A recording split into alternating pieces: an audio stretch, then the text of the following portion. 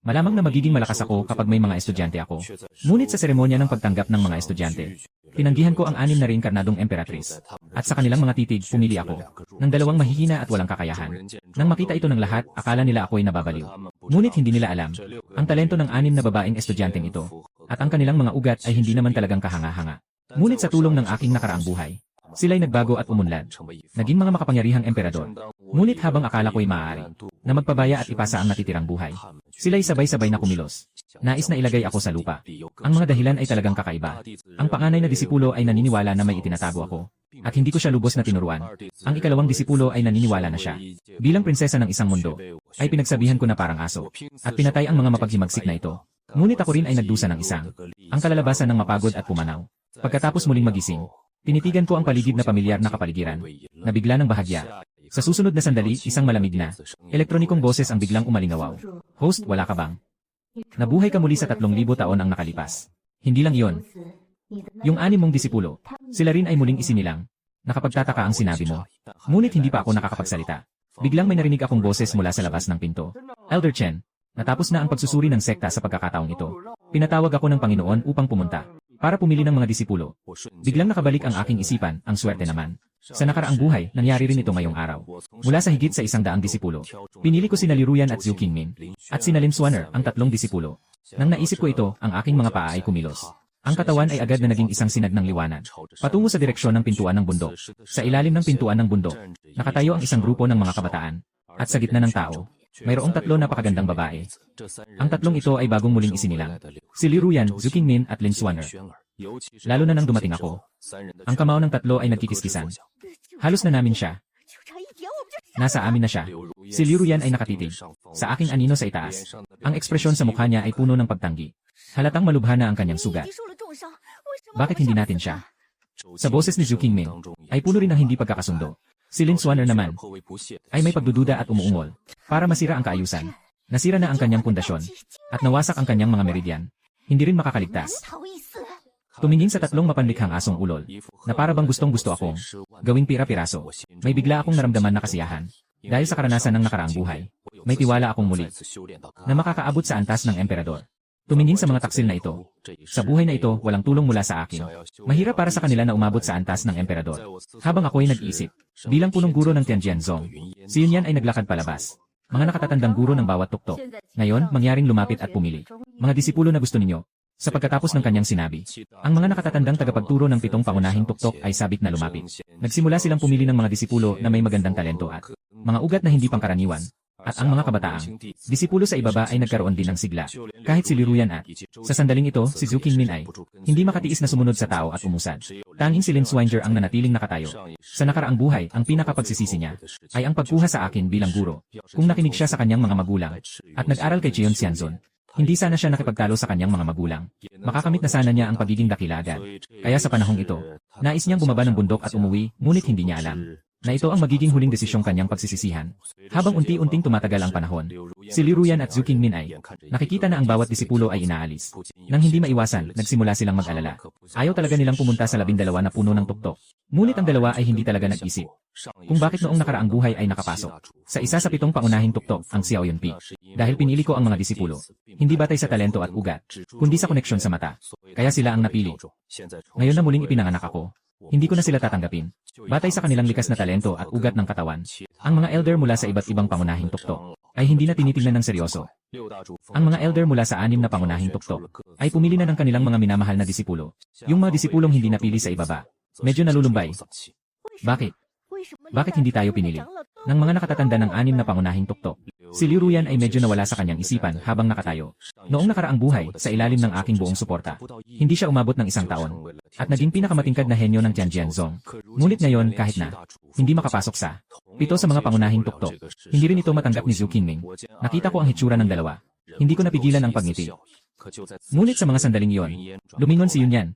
Elder Chen, ang iba pang 6 na elder ng tuktok ay may mga alagad na. Ngayon, ikaw na lang ang natitira. Ang Xiao Yunpik ay hindi pa nakakapag-recruit ng alagad. Mabilis kang pumili ng disipulo. Huwag nang mag-aksaya ng oras. Nagdadalawang isip ako pagkatapos marinig iyon. At agad akong lumapit. Nakatitig sa mga disipulo sa ibaba. Lahat ng mga disipulong ito ay mula sa iba. Mga natitirang hindi pinili mula sa 6 na pangunahing pulo. Sa sandaling ito, itinaas ng mga disipulo ang kanilang mga ulo. Muling nagkaroon ng pag-asa sa kanilang mga mata. Tanging si Liu Ruyan at Zhu Qingmin lang ang nagpakita ng bahagyang pang-insulto sa kanilang mga mukha. Habang sinulyapan ko ang paligid, bigla kong napansin ang dalawang payat na kabataan sa gitna ng tao. Tahimik silang nakatayo roon. Hindi katulad ng ibang mga disipulo, na puno ng mga ekspresyong sabik. Tila tinanggap na nila ang katotohanan, na hindi sila makakapag-aral sa 7 pangunahing tuktok. Umiti ako ng bahagya. Itinuro ang dalawa sa mga kabataan. Kayo dalawa. Lumabas kayo. Nagtinginan ang dalawang kabataan. Pinipigilang magalit, lumakad sila mula sa masa. Nais ba ninyong sumailalim sa aking ilalim sa Xiao Yunfeng? Ang dalawang kabataan ay labis na natutuwa. Saan pa sila magkakaroon ng dahilan upang tumanggi? Agad na tumayo at yumuko sa pagdarasal. Nakatingin sa akin si Liu Ruyan at ang dalawa pa nilang kasama. Yung dalawang bagong tinanggap na disipulo. Hindi ko alam kung bakit. May kakaibang pakiramdam sa puso ko. Pero hindi na nila naabutan ng masyadong pag-isip. Dahil ang mga elder ng 12 Peaks ay nagsimula ng pumili ng mga disipulo. Mabilis na narinig ang isang matanda na tinawag ang kanilang mga pangalan. Liu Ruyan at Zhu Qingmin. Kayo bang dalawa ay nais sumanin? Sa ilalim ng aking Qingming Peak, nagkatitigan sina Liu Ruyan at Zhu Qingmin. At parehong nakakita ng kaunting pagtutol sa mata ng isa't isa. Ngunit sa kasalukuyang sitwasyon, wala nang mas magandang pagpipilian. Nais ng disipulo. Sabay na nagsalita sina Liu Ruyan at Zhu Qingmin. Agad silang pumunta sa likuran ng matandang tagapagturo ng Qingming Peak. Kahit na ako'y makapasok sa 12 gig peak, maari pa rin akong maging paborito ng langit tulad ng nakaraang buhay. Sa huli, maaari ring maging dakilang emperador. Tumingin si Liu Ruyan sa akin, at lihim na pinigilan ang kanyang kamao. Habang isa-isa nang tinatawag ang mga disipulo sa ibaba, ang pagtanggap ng mga alagad ay malapit nang matapos. Si Lin Xuaner sa ibaba, ay malalim na tumingin sa akin. At pagkatapos ay humarap, hindi na lumingon at bumaba. Sa buhay na ito, nais kong maging disipulo ni Cheon Xianzun. Sa mga magulang, siya ay isang tunay na tao mula sa ibang mundo. Sa tuwing naiisip ang mga magulang sa bahay, bigla siyang tinamaan ng pangungulila. Hindi niya namamalayan na bumibilis ang kanyang mga hakbang pababa. Samantalang sa kabilang panig, daladala ko rin ang dalawang bagong disipulo. Pabalik sa Xiao Yunpi. Sa sistemang ito, nagkaroon ako ng mga disipulo. Bakit wala ng gantimpala? Ang host, ang sistema ay nasa maximum level na. Kaya hindi mo na kailangang magtrabaho para sa akin. Naintindihan ko. Ang ibig mong sabihin ay naabot mo na ang maximum level. Sa buhay kong ito, kahit gaano karaming disipulo ang tanggapin ko, at kahit gaano ko sila ituro sa pagninilay-nilay, wala nang gantimpala. Ganito ang nangyayari, ngunit ang mga gantimpala na nakuha mo noong nakaraang buhay ay sayo pa rin. Dahil sa muling pagsilang, nasa sistema na ito at nakaimbak. Maaari itong kunin ng host anumang oras. Ako'y bahagyang nagulat, at hindi ko napigilan ang ngiti sa aking mukha. Ang Xiao Yunfeng ay hindi katulad ng iba. Sa 6 na pangunahing tuktok na maraming mga disipulo, na medyo mas masigla, kami lamang ang 3 guro at estudyante. Kaya tiyak na tahimik ito. Agad akong nagbigay sa dalawa. Nakapag-ayos na ng tirahan. Sa panahong ito, nalaman din namin ang pangalan nilang dalawa, Li Qinyun at Zhao Chuan. Pareho silang mula sa maliit na bundok na nayon. Walang-wala ang kanilang pamilya. Madalas hindi nakakabusog sa pagkain. Ayon sa pamantayan ng 7 pangunahing tuktok, binigyan ko ang 2 tao ng nararapat na yaman sa pagsasanay. Kahit na sa buhay kong ito, hindi. Ako nagplano na ibigay ang lahat. Ngunit sa kabila nito, hindi naman. Sila katulad ng ilang mga hindi marunong tumanaw ng utang na loob. Naisip ko ito. Kaya't nagdesisyon akong kumuha mula sa espasyo ng sistema. Kumuha ng 2 piraso ng Shen Yuan Dan bilang kabayaran. Ang dana ito ay kayang maglinis ng mga ugat at buto. Kahit na ang ugat ay karaniwan lamang. Pagkatapos inumin ang dana ito, maaari nang maging isang natatanging tao sa susunod na buhay. Yung mga rebelde na yon ay nakakuha ng Shen Yuan Dan na ibinigay ko. Dahil dito, sila ay naging tanyag sa Tianjian Zong. Ang ilan sa mga pinakakumikislap na mga talento, si Li Qinyun at Zhao Chuan ay parang yaman na natanggap nila. Matapos nilang tanggapin ang mga kasanayan at pil, bumaba na sila. Ako rin ay humarap pabalik sa aking silid. Samantala, sa kabilang banda, si Liu Ruyan at Zhu Qingmin ay dinadala rin ng kanilang bagong guro sa Qingming Peak. Ang pangalan ng kanilang bagong guro ay Qi Wuji, isang matandang may puting buhok. Katatapos lang dumating, si Qi Wuji ang nag-assign sa kanila kay Senior Sister Yang Yuyan sa Qingming Peak. Ngunit nang siya ay umalis lang, biglang nagpakita si Yang Yuyan na parang isang senior sister. Simula ngayong araw, kayo ang mga disipulo ng Qingming Peak. Ako ang inyong nakatatandang kapatid na babae. Ang pangalan ko ay Yang Yuyan. Ngayon, dadalhin ko kayo para kunin ang inyong mga pagkakakilanlan at damit. Tungkol dito, siyang pamilyar sina Liu Ruyan at Zhu Qingmin. Sa mga ito, makikita na ang mga mapagkukunan ng pagsasanay ay mayroon lamang 5 piraso ng mababang antas na espiritual na bato. Agad na hindi na nakapagpigil ang 2 babae. Kaya tumayo sila at hinila si Yang Yuyan para magtanong, Ate Yang, bakit mayroon lamang tayong 5 piraso ng mababang antas na espiritual na bato at 2 piraso ng key gathering pill? Ganito lang karaming mapagkukunan ng pagsasanay. Paano kami magkakaroon ng sapat? Noong nakaraang buhay, nang sumali sila sa Xiao Yunpi, bawat buwan ay may 10 piraso ng mid-grade spirit stone, 5 piraso ng gathering key pill, at 3 piraso ng nourishing yuan pill. Kahit na yon, hindi pa rin sila sapat. Tumingin si Yang Yuyan sa kanila at hindi nakaiwas na magkunot ng noo. Lahat ng disipulo ng 12 pangunahing tuktok ay may ganitong kaunting yaman. Kung sa tingin nyo ay kulang, bakit hindi kayo pumunta sa 7 pangunahing tuktok? Bakit kayo nandito sa aming Qingming Peak? Si Liu Ruyan at Zhu Qingmin, 2 babae, ay naubusan ng salita sa kanyang sinabi. Sa huli, wala na silang magawa kundi magalit. Sumunod si Yang Yuyan sa lugar ng mga disipulo. Kayo 2 ay dito natitira mula ngayon. Itinuro ni Yang Yuyan ang 2 luma at sirang kahoy na bahay. Tumingin si Liu Ruyan sa lumang bahay na may malapad na mata. Hindi ba? Ito ba ay para tirahan ng tao? Hindi naman, ate. Ang sira-sira at liit naman ito. Itinulak ni Zhu Qingming ang pinto ng isang kubo. Biglang sumalubong ang amoy ng amag. Pinipilit na tiisin ang amoy habang tumitingin sa loob. Kitang-kita na napakaliit ng kubo. Dito ay may isang kahoy na kama lamang. Wala nang iba pang maisasama pang ibang bagay. Si Zhu Qingmin ay galit na nakatingin kay Yang Yuyan. Sa kabila ng kanyang katayuan, siya ay isang prinsesa ng bansa. Si Yang Yuyan ay may malamig na mukha at sumagot ng walang gana. Ganito ang kalagayan natin sa Qingming Peak. Gusto niyo manatili kayo, dali. Sabi niya, agad siyang umalis. Naiwan si Liu Ruyan at Zhu Qingmin. Ang 2 babae ay nagalit at nanatili sa lugar. Ate, hindi naman maliit ang kubo na ito. Mas malaki pa ang isang palikuran sa Yingfeng. Paano naman ito magiging tahanan? Sige na, ate. Sino ang nag-utos sa atin na sumamba sa 12 puno ng bundok? At hindi sa 7 pangunahing bundok? Unti-unting dumidilim ang paligid. Matapos ang mahabang paglilinis, ang lumang kubo ay sa wakas ay maaaring tirahan. Ang 2 pagod na babae ay hindi nagmadaling mag-ensayo, kundi maaga silang humiga upang magpahinga. Samantala, sa tuktok ng Xiaoyun, hindi ko alam na ang 2 alagad ko ay namumuhay ng ganito kahirap. Sa oras na ito, nakaupo ako sa kama at naghahanda para mag-ensayo. Sistema, bigyan mo ako ng 1-0 piraso ng Xianlingdan. Pagkatapos ng sinabi, nadagdagan ang hawak ko ng 1-0 puting pil. Habang isinusubo ko ito ng mabilis, biglang may isang mainit na daloy ng enerhiya sa loob ng aking katawan. Agad kong pinapaandar ang aking mga kasanayan. Nagsimula na akong mag-ensayo. Dahil sa karanasan ko sa nakaraang buhay, mas madali at mas epektibo ang aking pag-ensayo, parang may tulong na di nakikita. 7 oras ang lumipas. Bigla akong bumangon at nagbukas ng mga mata. Nakamit ko na ang yuandan na antas. Nararamdaman ko ang bagong likhang yuandan sa aking katawan. May ngiti akong sumilay sa aking mukha. Maliban sa punong guro at sa ilang mga nakatatandang guro, ako na ang pinakamalakas sa Tianjianzong. Ngunit hindi ako nagmamataas, kundi tahimik na nagpatuloy sa pagsasanay. Habang abala akong nagsasanay. 10 milya ang layo mula sa Tianjiansek, sa isang maliit na bayan, dahil malayo pa ang daan pauwi. Pumili si Lin Xuan'er na manatili muna sa bayan na ito. Sa panahong ito siya ay nasa isang nakatagilid sa loob ng tavern. Dahil sa karanasan ng nakaraang buhay, nagawa niyang pumasok sa katawan ang key sa loob ng 2 oras at nang handa na siyang magpatuloy. Habang siya ay naghahanda na, bigla niyang nalaman na siya napakabagal ng bilis ng pag-aaral. Higit pa sa ilang dekada kumpara sa nakaraang buhay. Maingat na nagbukas ang noo ni Lin Xuan'er. Siguro ba ay mahina ang espiritikong enerhiya dito? Kaya't napakabagal ng kanyang pag-aaral, mali yata. Hindi naman kalayuan dito sa Tianxiaosek. At hindi rin naman mahina ang espiritikong enerhiya. Siguro ba ay dahil sa masyadong mahina ang kanyang ugat? Mabilis niyang naintindihan kung ano ang problema. Noong nakaraang buhay, nang unang pumasok siya sa ilalim ng aking pangangalaga, binigyan ko siya ng isang Divine Origin Pill. Akala ko isang maliit na Divine Origin Pill ay may ganitong kapangyarihan. Sa nakaraang buhay, hindi ko masyadong pinansin. Inisip ko lang na ito ay isang karaniwang pill na walang espesyal. Si Lin Xuan'er ay nag-angat ng kilay. Sa nakaraang buhay, wala siyang alam tungkol sa pagsasanay. Ano man ang ibigay kong elixir, tinanggap niya ito. Noong panahong iyon, akala niya siya ay talagang may pambihirang talento. Ngunit ngayon, bigla siyang napagtanto na tila hindi siya isang henyo. Walang Shen Yuandan.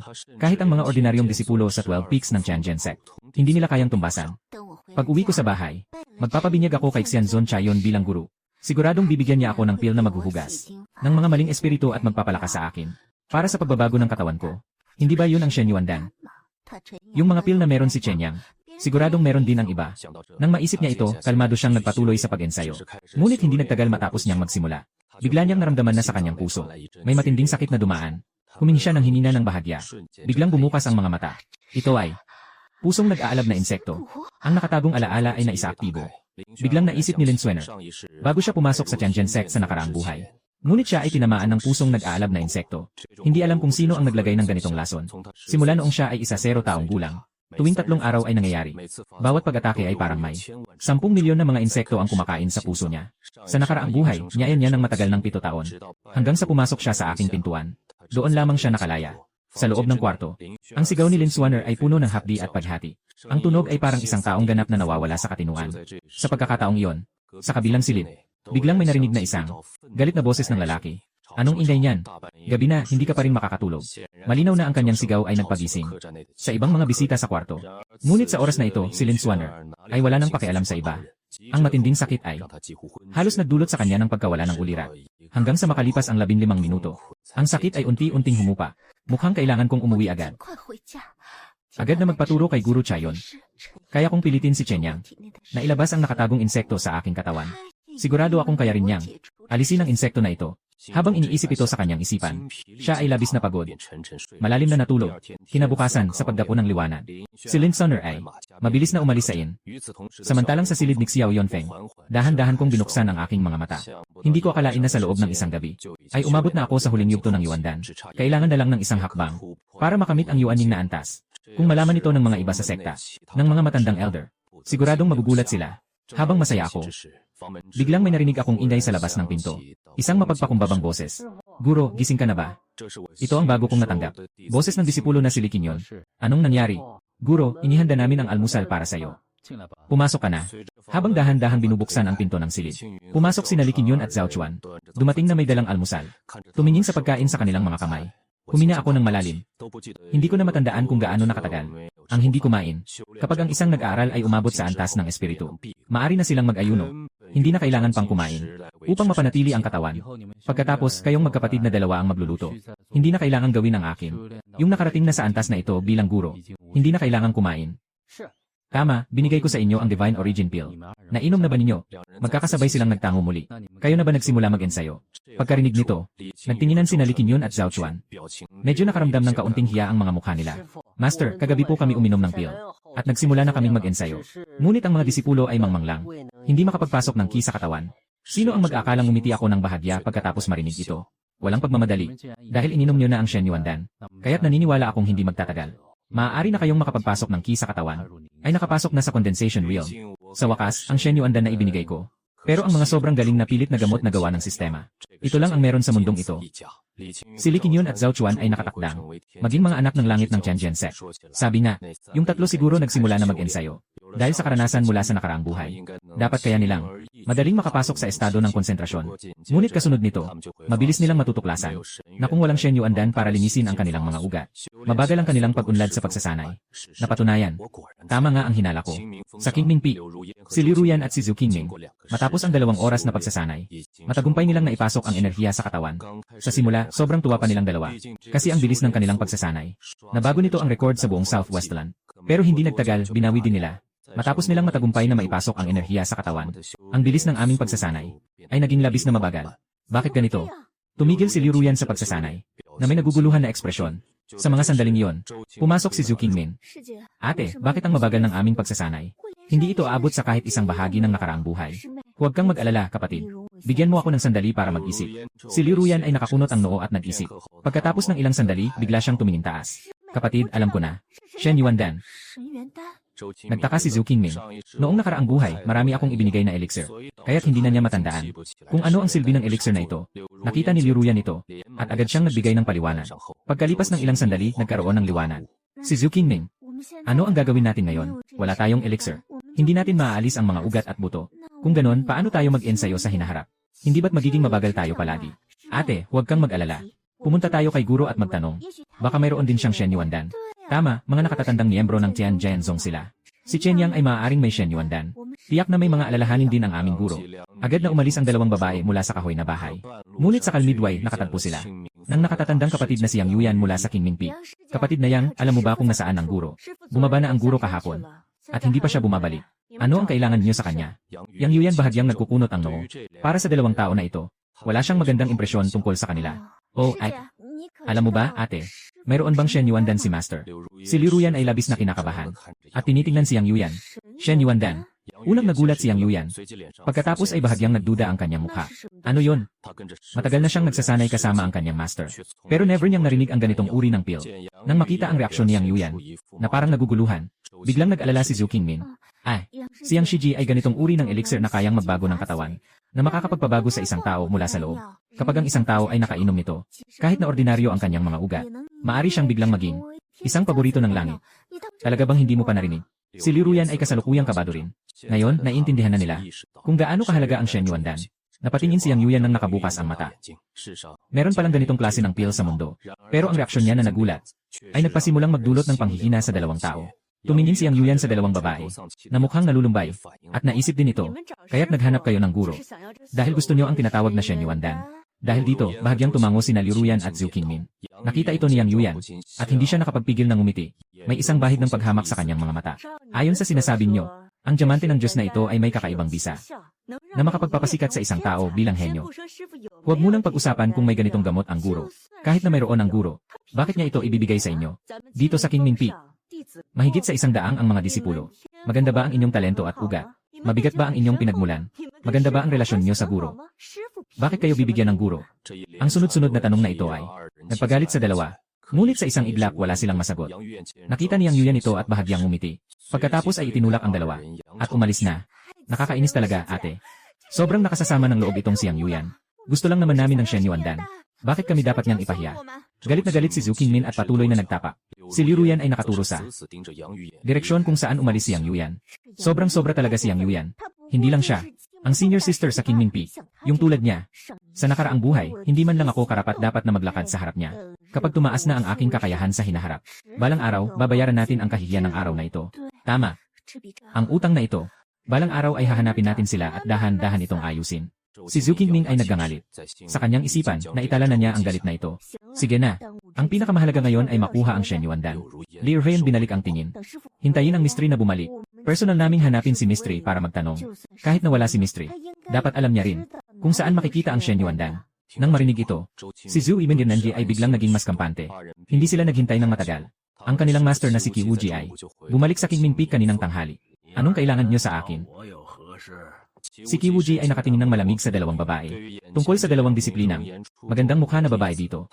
May konting alaala pa siya tungkol sa kanila. Kagagaling lang ni Zhu Qingmin na hihingi ng Shen Yuandan. Ngunit yakap ni Liu Ruyan ang kanyang manggas. Master, narinig mo na ba ang tungkol sa Yuan Shendan? Shen Yuandan. Muling bahagyang nagbukas ng kilay si Qi Wuji. Pagkaraan ng sandali, tumango siya. Hindi ko pa narinig ang ganitong uri ng gamot na pang-espiritu. Nang marinig niya, parang tinamaan ng kidlat sina Liu Ruyan at Zhu Qingmin. Nakikita ang kanilang mga mukha na parang wala sa sarili. Si Qi Wuji ay natuwa naman. Ano ba itong Shen Yuandan? Anong klase itong gamot na ito? Ano ang mga kapaki-pakinabang na gamit nito? Lubos na nadismaya si Zhu Qingmin. Wala na siyang pakialam na sagutin ang tanong niya. Nakita ni Liu Ruyan ang sitwasyon. Nagpasimple at nag-ambag-ambag lang. Master, tungkol sa Yuan Shendan, kami rin. Narinig sa baba ng bundok. Sabi nila na ang Yuan Shendan ay nakakapaglinis ng mga kalamnan at buto. Nagpapalit ng katawan at kaluluwa. Kaya't nagtatanong lang kami. Haha. Mukhang naloko kayo ng mga tao. Walang ganitong elixir sa mundo. Kung talagang makakapagbago, sana'y hindi na. Mabilang ang mga henyo sa mundo. Si Liu Ruyan at Zhu Qingmin ay tila nalumbay, at ang isip nila'y puno ng. Ang mga salitang ito ay patuloy na umuulit. Kailangan kong pumunta sa Xiaoyun Peak mamaya. May kailangan pa ba kayong dalawa? Wala, magpatuloy ka, guro. Kailangan kong pumunta sa Xiaoyun Peak mamaya. May kailangan pa ba kayong dalawa? Wala na. Guro. Nang marinig ang Xiao Yunfeng, hindi mapigilang maalala nila ako. Gusto nilang sabihin kay Qi Wuji na may ganitong uri ng pill sa mundo. Pero kahit ano paman, hindi nila kayang isalita ito. Sa sandaling yon, naiintindihan na nila na tanging ako lang ang may divine origin pill. Matapos umalis si Qi Wuji, itinaas ni Zhu Qingmin ang kanyang ulo at tumingin kay Liu Ruyan. Wala nang Shen Yuandan ang aking nakatatandang kapatid. Ano ang dapat nating gawin? Bumukas ang bibig ni Liu Ruyan, ngunit wala siyang masabi. Samantala, sa Xiaoyun Peak, nakaupo ako nang nakaluhod sa isang bato. Tahimik na nag-iisip sa ibabaw ng malaking bato. Dumating ang isang matandang boses mula sa malayo. Elder Chen, nandito ka pala. Nahihirapan akong maghanap. Binuksan ko ang aking mga mata, at nakita ko ang dagat ng ulap sa malayo. Isang matandang lalaki na may kasamang isang babaeng disipulo. Sumakay sa isang espada at lumipad papunta rito. Ah, si Elder Qi pala. Bakit ka nandito sa Little Cloud Peak ngayon, hindi ba? Ang tao ay si Elder Qingmin Peak, si Elder Qi Wuji, at ang babaeng disipulo sa kanyang likuran ay Senior Sister Yang Yuyan ng Qingmin Peak. Noong nakaraang buhay, magkamag-anak pa rin kami ni Qi Wuji, sa maraming matanda sa Tianjin sect. Si Qi Wuji ay isa sa mga matanda na medyo kilala ko. Huwag nang banggitin ngayong araw. Umiinit na naman ang lumang sugat ko. Kahapon, bumaba ako ng bundok para bumili ng halamang gamot. Nakarating na ako sa higit sa 10 lungsod. Ngunit hindi ko pa rin mahanap ang Qianyan Yuxushen. Kaya't naisipan kong magtanong sa'yo. Yung ibinigay mo sa akin noong nakaraan. Mayroon ka pa bang King Sindan? Kung mayroon, bigyan mo ako ng isa. Handa akong magbayad ng 50 yuan para dito. Palitan natin ng Spirit Stone. Pills ng King Sim. Meron ako niyan. Sa kasalukuyan, nasa aking system space. Halos lahat ng uri ng pill meron dito. Ito ay mga gantimpala mula sa nakaraang buhay ko. Talaga, ang galing naman. Sana ganun nga ang saya. Sa mukha ni Kiwuji na matanda na, biglang hindi mapigilan ang pagpapakita ng tuwa. Yuyan. Agad na inilabas ang espiritu na bato para kay Elder Chen. Agad na pumayag siyang Yuyan. Pagkatapos ay inilabas ang matagal ng inihandang. Isang sako ng dekalidad na espiritu na bato. Nakatingin sa dalawang magtuturo at mag-aaral. Medyo nag-aalala. Napilitan akong ngumiti. Isang simpleng galaw. Ay inihagis ko ang isang maliit na bote ng gamot. Kay Kiwuji. Sige, hindi na kita istorbohin. Uwi na ako. Sabi niya at lumingon para umalis. Pero sa oras na yon, bigla akong nagsalita at hinawakan siya. Sandali, si Kiwuji ay lumingon pabalik. May bahagyang pagdududa sa kanyang mukha. Ha, ano yun? Wala, gusto ko lang sanang itanong sa'yo. Hindi ka ba nag-recruit kahapon? Ng isang grupo ng mga disipulo. Dalawa sa kanila ay tinatawag na Liu Ruyan at Zhu Qingmin, tama ba? Paano ang dalawang disipulo na ito sa'yo? Nasanay ba silang manatili sa Qingming Peak? Hindi ako nagmamalasakit. Sa dalawang ito na mga puting mata. Gusto ko lang malaman ang tungkol sa kanila. Ngayon, gaano nakasalungat ang buhay? Liu Ruyan at Zhu Qingmin. Si Kiwuji ay nagulat muna. Pagkatapos ay naisip niya tungkol sa tiyak na impormasyon tungkol sa dalawa. Sila ba ang mga disipulo na kanina ay nagtanong sa kanya tungkol sa Shen Yuandan? Nakakaintriga. Si Chen Yang ay hindi pamilyar sa kanila. Paano siya magiging interesado sa kanila? Medyo nagtataka siya. Ngunit hindi na siya nagtanong pa. Kumusta naman ang kanilang pananatili sa aking Qingming Peak? Sanay ba sila? Hindi ko ito alam Yung grupo ng mga disipulo na tinanggap kahapon, inilagay ko na lahat kay Yuyan para ayusin. Nang marinig ito ni Yang Yuyan, lumapit siya. Sabi niya nang may paggalang, Elder Chen, ang dalawang taong ito na sinabi mo, malalim ang aking alaala sa kanila. Kahapon sa Qingming Peak, marami tayong tinanggap na mga disipulo. Sila pa talaga ang pinakaabala. Hindi man lang nila tiningnan ang kanilang sarili. Ano ba talaga sila? Malinaw na hindi naman sila magaling at walang kakayahan. Pero ang dami pa nilang pinipili. Talagang nakakahiya. Habang nagsasalita siya, hindi niya maiwasang ipakita ang paghamak. Ang dalawang taong ito ay talagang ganito. Nagmamalupit sa ating Qingming Peak. Nang marinig ang mga salita ng sariling disipulo, medyo nagulat si Kiwuji. At ako, nang marinig ang tungkol sa dalawang mga puting mata na lobo, ay biglang nakaramdam ng saya. Sa oras na yon, naisip niyang Yuyan ang tungkol sa isang bagay. Dagdag pa. Kaninang umaga, yung dalawang tao ay pumunta pa sa aking disipulo. Nagtatanong tungkol sa akin. Tungkol sa balita ng Shen Yuandan. Sabi pa nila na ang pill na ito ay makakatulong sa paglilinis ng mga kalamnan at buto, magpapalit ng katawan at magpapabago ng kalikasan. Nagbigay ng pagkakataon na maging isang pambihirang tao. Ang dalawang ito ay nagsimula pa lang sa kanilang pagsasanay. Ay nag-isip na agad na sila ililipad patungo sa tagumpay. Talagang isang panaginip sa liwanag ng araw. Sa tono ni Yang Yuyan, ay puno ng pang-uyam. Nang marinig ito ni Kiwuki, bigla siyang nagpakita ng isang nakakaunawang ekspresyon. Sabi ko, paano biglang nagtanong ang dalawang ito? Sa akin tungkol sa balita ng Shen Yuandan, Gem. Nalaman ko na ang dalawang ito ay nag-isip na sa pamamagitan ng ganitong elixir ay magiging mga paborito ng langit. Sa isang iglap, ang impresyon ko sa dalawang disipulo na ito ay bumagsak sa pinakamababa. Nagulat ako ng kaunti. Biglang may lumitaw na malamig na ngiti sa kanyang labi. Talagang napagtanto na ng dalawang taksil na ito ang kahalagahan ng Shen Yuandan. Matapos umalis ang guro at disipulo na si Kiwuji, bigla akong naisip, ang isa pang taksil. Kung isipin, dapat ay makarating na si Lin Xuaner sa bahay ngayong gabi. Ang dahilan kung bakit siya nagkaalit sa kanyang pamilya ay dahil hindi siya nakinig sa kanilang payo. Na mag-aral sa ilalim ng guro na si Chayon Xianzon, hindi niya alam na si Chayon Xianzon ay isang tao ng madilim na daan. Ang puso niyang sinisipsip na insekto ay ipinadala rin ni Chayon Xianzon, at ang mga magulang ni Lin Xuaner ay tumanggap din ng pera mula kay Chayon Xianzon. Talagang pinalala ng kasakiman. Pinilit siyang magpasakop kay Xion Xianzon bilang guru. Alam lang ni Lin Xuaner na ang kanyang pamilya ay nasa kamay ng mga tao ng Demon Sect. Hindi niya alam na ang salarin ay siya, na buong puso niyang gustong maging disipo ni Xion Xianzon. At ang katotohanan ay tulad ng inaasahan ko. Sa oras na ito, si Lin Xuaner ay nagkaroon na. Nakarating sa isang maliit na nayon. Tumingin siya sa maliit na nayon sa harap niya. Sa isang iglap, hindi niya napigilan ang pag-iyak. 3,000 taon na. Sa wakas, muli siyang nakabalik. Sa pamilyar na lugar na ito, naisip ang mga magulang at nakatatandang kapatid sa bahay. Hindi niya napigilan na maging masakit ang kanyang ilong. Ang mga kamag-anak sa nakaraang buhay ay laging nasa kanyang puso bilang isang pangmatagalang panghihinayang. Pagkatapos, huminga siya ng malalim. Matapos ayusin ang kanyang emosyon, pumasok siya sa baryo. Tatay, inay, bumalik na ako. Nakatayo si Lin Xuaner sa bakuran. Malakas na sumigaw ang nauna. Hindi napigilan ang boses na medyo nanginginig. Sino ang mag-akalang pagkatapos ng kanyang sinabi? Biglang may narinig sa loob ng bahay. Mabilis na tunog ng mga hakbang. Kasunod nito, isang mag-asawang nasa gitnang edad. Ang mabilis na lumabas. Ang mag-asawang ito. Ito ang mga magulang ni Lin Xuaner. Si Lin Qingshan at Zhang Xiulian. Anak, nakauwi ka na. Si Zhang Xulian ay labis na nagulat at masaya. Agad niyang niyakap ang kamay niya. Parang takot siyang baka tumakbo siya. Biglang napuno ng luha ang mga mata ni Lin Xuaner. Inay, nakauwi na ako. Ngayon, hindi na ako alis. Susundin ko ang mga sinasabi niyo. Pupunta akong mag-aral kay Ginoong Chayon. Nang marinig nila ang kanyang sinabi, si Lin Qingshan at Zhang Xulian ay parehong nagniningning ang mga mata. Hindi mapigilan ang pagtaas ng kanilang mga labi, napakabuti. Ngayon, bumalik na ang anak na babae. Ipasa mo lang siya kay Red Cloud Immortal. Hindi na sila haharapin ni Red Cloud Immortal. Hindi na nila kailangang mag-alala. Anak, kakarating mo lang. Mas mainam na magpunta ka muna sa bahay at maghugas ng mukha. Si Lin Qingshan ay pilit na pinipigilan ang damdamin. At nagsalita ng may put kay Lin Xuaner. Itinuro niya ang kamay at pinahid ang luha. Agad siyang pumasok sa bakuran. Ang galing ni Xulian. Sa wakas, nakabalik na ang rebelde na ito. Ngayon, hindi na natin kailangan, haha. Matapos niyang pumasok ang anak sa bahay, di mapigilan ni Lin Qingshan na tumawa. Sino bang nagsasabi hindi? Akala ko, buong pamilya natin ay nakasiguro na. Hindi ko akalain na bumalik ang rebelde na babae na ito. Ayos na ito. Siyang papalit sa atin. Makakapagpatuloy na ang pamilya natin. Bakit kayo nandyan? Noong mga sandaling iyon, isang binata na nakasuot ng mga piraso ng tela ang lumapit mula sa malayo. Tianyu, bumalik ka na. May magandang balita ang nanay mo. Bumalik na ang kapatid mong babae. Hindi na natin kailangan ito. Totoo, bumalik na siya. Ang kabataang ito ay sila. Na anak, si Lin Chenyu. Nakapagmulat si Lin Chenyu. At agad na nagalak ng labis. Siyempre totoo ito. Nasa loob ng bahay ang kapatid mo. Hindi ba kami makakapagpanggap sa'yo? Pero, nanay, narinig ko na ang anak na babae ng tiyuhin Wang sa tabi ay naging disipulo ni Ginoong Cheon. At talagang nahirapan siya. Talagang ipapadala natin ang kapatid. Sumpa kay Guru Chayon Xianzun ah. Ay, ikaw na bata. Mas mabuti siya kaysa sa atin, di ba? Tumingin si Zhang Xulian sa kanya nang may pagdududa. Nang marinig ang salitang ito, si Lin Chenyu ay kumagat ng kanyang ngipin. Mabilis na tumango. Kinabukasan ng umaga, dinala si Lin Xuaner ng kanyang pamilya. Palayo sa nayon. Matapos ang pag-akyat sa ilang bundok, sa wakas ay nakarating sila sa sinasabing Cheon Temple. Dito, nakita ni Lin Xuaner ang sinasabing Cheon Immortal.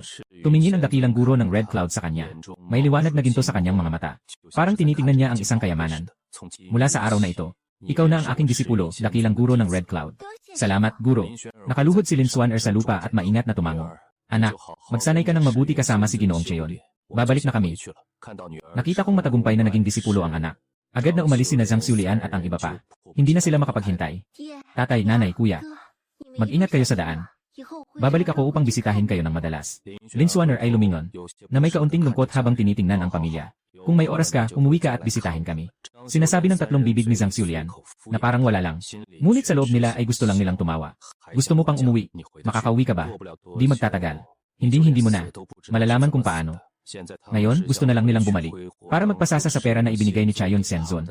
Noong una, gusto nilang bumili ng bahay sa lungsod para mamuhay ng marangya.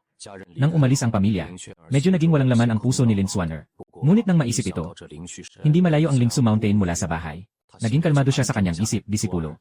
Una, ayusin natin na makapagpahinga ka sa loob ng bansa. Bukas ay mag-aral tayo muli. Sa oras na ito, narinig ang boses ni Chayon Xianzun. Ang kanyang isip ay bumalik sa realidad. Nang maisip ni Lin Suer, na hindi pa siya nakapaglinis ng katawan, at hindi pa niya naitanggal ang mga uod sa kanyang katawan, siya ay nakaramdam ng matinding pangangailangan. Ang disipulo ng guro ay tinamaan ng patay na puso na uod. Ang laso na ito ay umaatake tuwing ikatlong araw. At sa bawat pagkakataon, ito ay labis na masakit. Nakiusap ang disipulo sa guro. Natulungan akong alisin ang lason sa aking katawan. Noong nakaraang buhay, nang siya'y naging disipulo ko, agad ko siyang tinulungan na alisin ang uod. Ito ay kaya kong gawin. Tiyak na magagawa rin ito ng dakilang guro ng pulang ula. Sa isip ko, malapit na akong makawala sa uod na sumisira sa puso. Siya ay hindi may iwasang makaramdam ng pag-asa. Ngunit nang marinig ang kanyang mga salita, si Ginoong Cheon ay bahagyang nagkunot ng noo. Hindi ko akalain na ikaw ay nahawahan ng heart-devouring worm. Sayang, si Lin Suer ay biglang nakaramdam ng takot. Agad na bumangon ang isang masamang pakiramdam. Anong nangyari, guro? Ang Diyos Espiritu na si Chayon ay huminga ng malalim. Ang aking mga estudyante ay may sugat ngayon. Hindi pa bumabalik ang kanyang lakas. Kaya pansamantala hindi niya magagawa. Mapilit na palabasin ang insekto sa iyong katawan. Ang ekspresyon ni Lin Xuaner ay medyo hindi makapaniwala. Wala bang ibang paraan si Master? Sa oras na ito, hindi maiwasan niyang maisip. Kung ikaw mismo ngayon ay nagpasalamat sa iyong guro, na si Chen Yang, malamang na ang mga bugtong ay naunang lumabas na. Dahil napilitan na silang lumabas. Pero sa oras na yon, biglang nagsalita si Chayon Xianzun. Sa totoo lang, may paraan din naman. Habang nagsasalita, kumuha siya ng isang aklat ng pamamaraan. Kailangan lang sanayin ang aklat na ito para maibsan ang laso ng Gyu. Ang aklat na ito ay may 7 antas. Kapag naabot mo na ang ika-4 na antas, mababawi mo na ang guna nasa loob mo. Agad na kinuha ni Lin Xuaner ang pamamaraan. At tumingin ng mababa, makikita ang 5 malalaking salita sa pabalat. Sinig ng pusong kinagat ng demonyo. Ang ngiti sa kanyang mukha ay bahagyang nanigas. Guro, Hindi ito mukhang tamang pamamaraan, di ba? Uminit ang ulo ni Ginoong Cheon. Ang pamamaraang ito ay makakapigil sa lason sa iyong katawan. Kahit na hindi ito isang tamang pamamaraan. Pwede mong pagyamanin ng walang masamang epekto sa katawan. At ito ay isang napakahusay na kasanayan. Magtiwala ka lang, magpatuloy sa pag-aaral. Ang master ay isang taong mataas ang antas. Hindi siya manluloko. Nang marinig ito ni Lin Swanner, hindi na siya nag-alala. Ah, tama pala, master. Meron ka bang Shen Yuandan dito? Ano yon? Nasa mukha ng dakilang guro ng pulang ulap ay may kaunting pagkalito. Nang makita ito ni Lin Swanner, hindi niya napigilan ang pagdududa. Paano nagkaroon si Chen Yang ng Shen Yuandan? Ang sarili niyang bagong guro ay tunay na isang mataas na tao mula sa labas ng mundo. Bakit wala tayong Shen Yuandan? Apo, saan mo narinig ang Shen Yuandan na ito? Anong klaseng gamot ito? Si Lin Xuan ay sa oras na ito. Wala nang pagnanais na sumagot. Sadyang nagbigay siya ng sagot na pampalubag loob. Ay, guro. Ang Shen Yuandan na ito ay may kakayahang linisin ang mga kalamnan at buto. Makakatulong ito sa tao na makaalis sa kanyang dating sarili. Biglang maging isang dakilang talento. Nang marinig ang salitang ito, ang sangkaklang na siksuyon ay nagsimulang mag-isip. Ah, ganito pala yun. Hindi ba't ito ay isang pilulid na naglilinis ng kalamnan at buto? Ang aking guro ay maraming ganito. Habang nagsasalita, kumuha siya ng isang pouch ng elixir mula sa kanyang bag. Kailangan mo lang inumin ang elixir na ito. Hindi lalampas ng 2 buwan. Maabot mo na ang ika-4 na antas ng Heart-Devouring Magic Technique. Tinatanggap ni Lin Swanner ang elixir na parang isang kayamanan. Ang pouch na ito ay tiyak na may daan-daang piraso. Talagang hindi ako nagkamali sa pagkuha sa kanya bilang guro. Matapos umalis si Lin Swanner, ang dati mabait na mukha ni Chayon Xianzun biglang nagpakita ng malamig na ngiti. Talagang isang hangal. Mukhang hindi magtatagal. Magkakaroon na naman ako ng isang pupet. Ang dahilan kung bakit siya nag-aanyaya ng mga disipulo sa lahat ng dako. Ang layunin niya ay gawing mga pounds niya ang mga tao. Sa mata ng mga disipulo niya, siya ay isang taong mataas ang katayuan, pero sa totoo lang, ang tunay niyang pagkakakilanlan ay isang master ng lason at ahas. Para makagawa ng sapat na mga pounds. Noong nakalipas na 6 na taon nang dumaan siya dito, nasa loob ng 10 milya, naglagay ng puso ng insekto sa batang babae, at ang ibinigay niya kay Lin Swanner, na aklat ng masamang sining, ay isang tunay na masamang pamamaraan. Ang mga nag-aaral nito ay mabilis na tataas ang lakas. Ngunit may malaking kapalit. Pagkatapos ng pagsasanay, ay mabilis na pagtanda. Ang balat ay maglalaho. Sa huli ay magiging halimaw na hindi tao o Diyos. Tungkol sa mga ibinigay kay Lin Swanner, hindi ito basta-basta. Mga elixir na makapagpapalakas. Ang elixir na ito ay talagang para. Ang pagkain na espesyal na inihanda ng CC Heartbug. Basta't inumin mo lang ang pill na ito. Matutugunan ang CC Heartbug sa loob ng iyong katawan. At mabilis itong magpaparami. Samantala, si Lin Swanner ay walang ideya tungkol dito. Sa oras na ito, nasa kanyang kwarto siya. Hindi na mapakali. Nagsisimula ng mag-ensayo ng Mago CC Heartgong. Sa isang iglap, 1 buwan ang lumipas. Sa panahong ito, araw-araw akong nananatili sa Xiaoyun Peak para mag-ensayo. Sa tulong ng napakaraming mapagkukunan para sa pagsasanay, mayroon akong pakiramdam na malapit na akong makalagpas. At bukod sa mabilis kong pag-unlad sa pagsasanay, sa nakaraang buwan, ang 2 bagong disipulo ko ay nagpakita ng kamangha-manghang talento. Sa loob lamang ng 1 buwan, ang aking pangunahing disipulo na si Li Qingyun, nakarating na sa ika-7 antas ng condensation realm, na nagtakda ng bagong record. Sa kasaysayan ng Tianjianzong, naging Tianjianzong, walang duda na ang pinakamagaling. Ika-2 disipulo na si Zhao Chuan ay nag-aaral. Ang bilis ay pangalawa lamang sa panganay. Ngayon ay nakapagtagumpay na. Ika-6 na antas ng condensation realm. Ang nakakatakot na bilis ng pagsasanay ay hindi lamang nagulat sa ibang mga disipulo ng bundok. Pati ang punong guro at ang mga nakatatandang elder ay nagulat din. Ngunit tungkol dito, hindi ko talaga ito pinapansin. Ngunit isang araw, nang bumalik ako sa aking silid, bigla kong nakita ang aking pangunahing disipulo, na si Li Qingyun na naglilinis ng aking silid. At hindi ako nagulat nang makita ko ito. Mula nang magpasa kay Li Qingyun at Zhao Chuan sa picnic Xiaoyun, tuwing tapos mag-ensayo ay pumipila silang maglilinis ng bahay para sa akin. Sasabihin na nila na napakabuti nilang alagaan ang guru nilang ito. Nung narinig ni Li Qingyun ang mga hakbang, lumingon siya. Nagtaka siya sandali. Agad niyang ibinaba ang walis. Yumuko siya at nagbigay galang. Nagmamalaki ang disipulo sa guro. Nakita ko ito at umabot ako ng kamay. Ituloy mo lang ang paglilinis. Tumingin ka sa sarili mong paglilinis. Si Li Qingyun sa silid. Hindi ko maiwasang isipin ang 6 na taksil na yon. Tuwing sila ay kusang lumalapit. Humihingi ng iba't ibang mapagkukunan para sa pagsasanay. Minsan kapag wala akong naipakita, mapagkukunan na makakapagpasaya sa kanila. Nagmumurang sila sa likod. Samantalang si Li Qingyun at Zhao Chuan, sa loob ng 1 buwan mula nang pumasok siya sa aking tahanan, hindi siya humingi ng kahit anong bagay. Pagkalipas ng kalahating oras, ang silid ay nilinis ni Li Qingyun, na parang walang dumi. Ang guro at estudyante ay bumaba na. Matapos sabihin yon, kinuha niya ang walis at naglakad patungo sa pinto. Bigla, parang may naisip ako. Tawagin mo siya. Sandali, anong nangyari, guro? Nauubos na ang mga pinagkukunan ng pagsasanay ninyo noong nakaraang buwan, di ba? Habang nagsasalita, kumuha ako ng 2 bag ng espiritual na bato. at ilang bote ng elixir at inihagis ito sa kanila. Ito ang mga pinagkukunan ng pagsasanay nyo para sa buwang ito. Sa katunayan, ang mga mapagkukunan ng pagsasanay ngayong buwan, dapat ay ibinigay na sa kanila noong nakaraang 2 araw. Ang dahilan kung bakit hindi ko sila binigyan, ay dahil abala ako sa pagsasanay sa panahong ito, at nakalimutan ko ang bagay na ito. Si Li Qingyun at Zhao Chuan ay talagang mga tapat at tahimik. Kahit hindi ko sila bigyan, hindi naman sila nagreklamo. Nagtaka si Li Qingyun sandali. Kinuha ito at tumango bago umalis. Tumingin sa kanyang umalis na likuran. Sa aking isipan, hindi ko maiwasang maisip ang dalawang tao. Ngayon, 1 buwan na mula nang pumasok sina Liu Ruyan at Zhu Qingmin sa Qingming Peak. Siguro nasa 2nd antas pa lang siya ng condensation realm. Sa totoo lang, masyado kong pinahalagahan ang 2 taksil na ito. Ngayon, ang 2 ay pagkatapos ng 1 buwan ng pagsasanay, ay nananatiling nakatigil sa unang antas ng pagbuo ng enerhiya.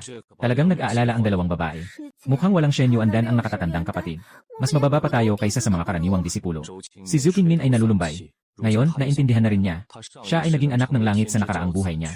Lahat ng ito ay dahil sa aking ibinigay na Divine Origin Pill. Si Liu Ruyan ay parehong humihikbi at nagsusumango.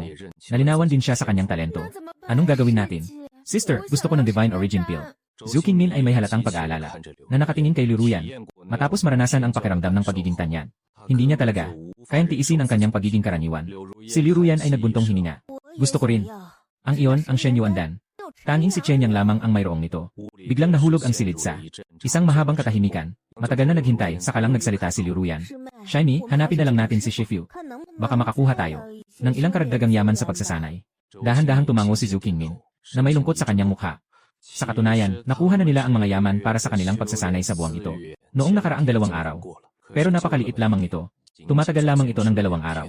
Mabilis na natagpuan ng 2 ang kanilang guro sa isang malaking bulwagan. Nasa likod ni Kiwuji. Kasama nila ang kanilang nakatatandang kapatid na si Yang Yuyan. Mga disipulo bumati sa guro. Sabay na yumuko ang 2 bilang paggalang. Napakarespeto ng kanilang saloobin. Ngunit nang makita si Liu Ruyan at Zhu Qingmin, walang magandang mukha si Kiwuji. Anong kailangan niyo sa akin? Guro, mabagal ang aming pagsasanay. Pakiramdam namin kulang ang mga yaman sa pagsasanay. Medyo kulang talaga. Kaya tingnan natin kung pwede pa tayong makahingi ng dagdag ng mga resources para sa pag-aaral. Guro, ang mga resources para sa pag-aaral na ibinibigay ng sekta bawat buwan ay sobrang kulang. Hindi talaga sapat. Mukhang hindi napansin ni Zhu Qingmin. May problema ba sa emosyon ng guro? Agad siyang nagreklamo. Nang marinig ito, agad na nagmukhang madilim ang mukha ni Kiwuji. Mabagal ang pag-unlad ninyong 2. Ngunit humihingi kayo sa akin ng mga mapagkukunan para sa pagsasanay. Sa tingin niyo ba ay tama ito? Patuloy na tumango si Zhu Qingmin. Siyempre na, ikaw ang aming guro. May mga problema kami sa pagsasanay. Siyempre, kailangan mo kaming tulungan na lutasin ito. Maliwanag na hindi pa niya. Naiintindihan na galit na ang guro. Habang nagsasalita, nagmumukhang masaya si Wuji. Napansin ni Liu Ruyan na hindi maganda ang mukha ng guro. Agad niyang hinila ang manggas ng kanyang damit. At saka siya'y nagtanong ng may paggalang. Guro, talagang sa tingin namin, kulang ang mga yaman sa pagsasanay. Kaya't napilitang dumaan kami upang humingi sa inyo. Mangyaring tulungan niyo kami kahit isang beses. Si Liu Ruyan ay nagpakumbaba ng kanyang anyo. Si Kiwuji ay tumingin sa 2 babae. Agad siyang napatawa sa galit. Kayo'y kulang sa mga mapagkukunan para sa pagsasanay. Kaya't lumapit kayo sa akin. Alam niyo ba kung gaano karaming mga disipulo ang mayroon sa Qingming Peak? Kung lahat ay katulad ninyo, paano na ako bilang master? Walang ibang pumunta para humingi sa akin. Bakit kayo 2 ang lalapit at hihingi? Talagang nagkamali ako noon. Akala ko pa natatanggapin ko kayo bilang mga estudyante. Binabastos ni Kiwuji ang 2 tao hanggang sa mapahiya. Pagkatapos ay nagalit at umalis nang hindi nagpaalam. Si Yang Yuyan ay hindi rin napigilan ang mapagbiro. Kayo pa talaga ang kapal ng mukha nyo. Na parang karapat-dapat lang. Humihingi ng resources para sa pag-ensayo sa master. Hindi man lang naisip na mag-focus sa pag-ensayo. Sa halip, araw-araw iniisip ang shortcut. Dapat lang silang mapagalitan ng master. Tinignan sila ng may paghuhusga bago siya umalis. At saka siya umiling at umalis. Ang mga pang-aasar ay halos pinagkagat na ni Zhu Qingmin ang kanyang ngipin. Sa nakaraang buhay, wala siyang karapatang magbigay ng sapatos sa akin. Bagamat si Liu Ruyan ay mas mahinahon at kalmado kaysa kay Zhu Qingmin, sa pagkakataong ito ay labis pa rin nainis. Siya ang aming guro. Humihingi kami sa kanya ng mga resources para sa pag-ensayo. Walang masama dyan. Noong nakaraang buhay, humihingi kami kay Chen Yang ng mga resources para sa pag-ensayo. Palagi siyang tumutugon sa aming hiling. Si Liu Ruyan ay napasabi ng walang pag-isip. Pero nang maging kalmado siya, bigla siyang nakapag-isip. Hindi. Kung talagang mabait si Chen Yang sa akin, bakit sa nakaraang buhay ay hindi niya ibinigay sa akin ang huling bahagi ng 9 Heavens Mystic Spirit Technique? Si Liu Ruyan ay kumagat ng kanyang labi. Sa nakaraang buhay, naging emperador na siya. Ngunit hindi ko pa rin naibigay ang huling teknik sa kanya. Dahil dito, puno siya ng galit sa akin. Sa mga sandaling iyon, may ilang mga disipulo na lumapit mula sa malayo. Habang naglalakad, nag-uusap sila. Narinig niyo na ba? May nangyari sa ating sekta. Dalawang kahangahangang talento. Sa loob lang ng isang buwan, nakamit na nila. Ang antas ng pag-ipon ng enerhiya sa ikapitong baitang at 6 na baitang, totoo ba? Ang sobra namang nakakatakot nito. Talagang mga tunay na talento. Sabi nila yung dalawang talento. Isa ay si Li Qingyun. Isa ay si Zhao Chuan. Sila ay mga disipulo ng Xiao Yunfeng. Ang mga disipulong ito ay dumaan sa harap ni Liu Ruyan at Zhou Qingming. Ngunit ang mga salitang kanilang sinabi ay tila mga karayom na. Malalim na tumusok sa puso ng dalawang babae. Ang pangalan ng mga henyo ay dapat na para sa kanila. Ngunit ngayon, ito ay nakuha ng iba. Ang ganitong pakiramdam ay nagdulot sa dalawa. Nang kainggitan na tila sila'y nababaliw. Ano bang meron sina Li Qingyun at Zhao Chuan? Ano bang kahalagahan nila? Kung hindi dahil sa Shen Yuandan. Paano sila magiging mga henyo? Si Zhou Qingmin ay nagbigay ng mapanlait na komento. Sila ay hindi naman kundi nag-aral sa isang mahusay na guro. Naging isang henyo. Si Liu Ruyan ay lubos na sumasang-ayon. Wala talagang kaalam-alam na siya ay tinatanggap na ako bilang kanyang guro. Samantala, sa tuktok ng Xiaoyun, habang ako ay umiinom ng tsaa, bigla akong bumahing ng ilang beses. Mukhang nagkasakit ako. Medyo nagtaka ako at tinukso ang ulo ko. Pagkatapos ay naisip ko agad. Hindi, nasa core formation realm na ako. Pero ganito pa rin ang pakiramdam. Siguradong yung mga ilang aso. Yung mga bagay na yon, binabastos ako sa likod. Mas mabuting huwag na kayong lumapit sa akin sa hinaharap. Kung hindi, magsisisi kayo. Habang ako'y galit na galit. Mula sa malayo ay may narinig akong isang malamig at malamyos na boses ng babae. Anong nangyari kay Elder Chen? Bakit siya galit na galit ng ganito? Lumiko ako upang tingnan. At nakita ko isang napakagandang babae na lumitaw sa likod ko. Oy, Panginoon ng Puno, bakit ka nandito?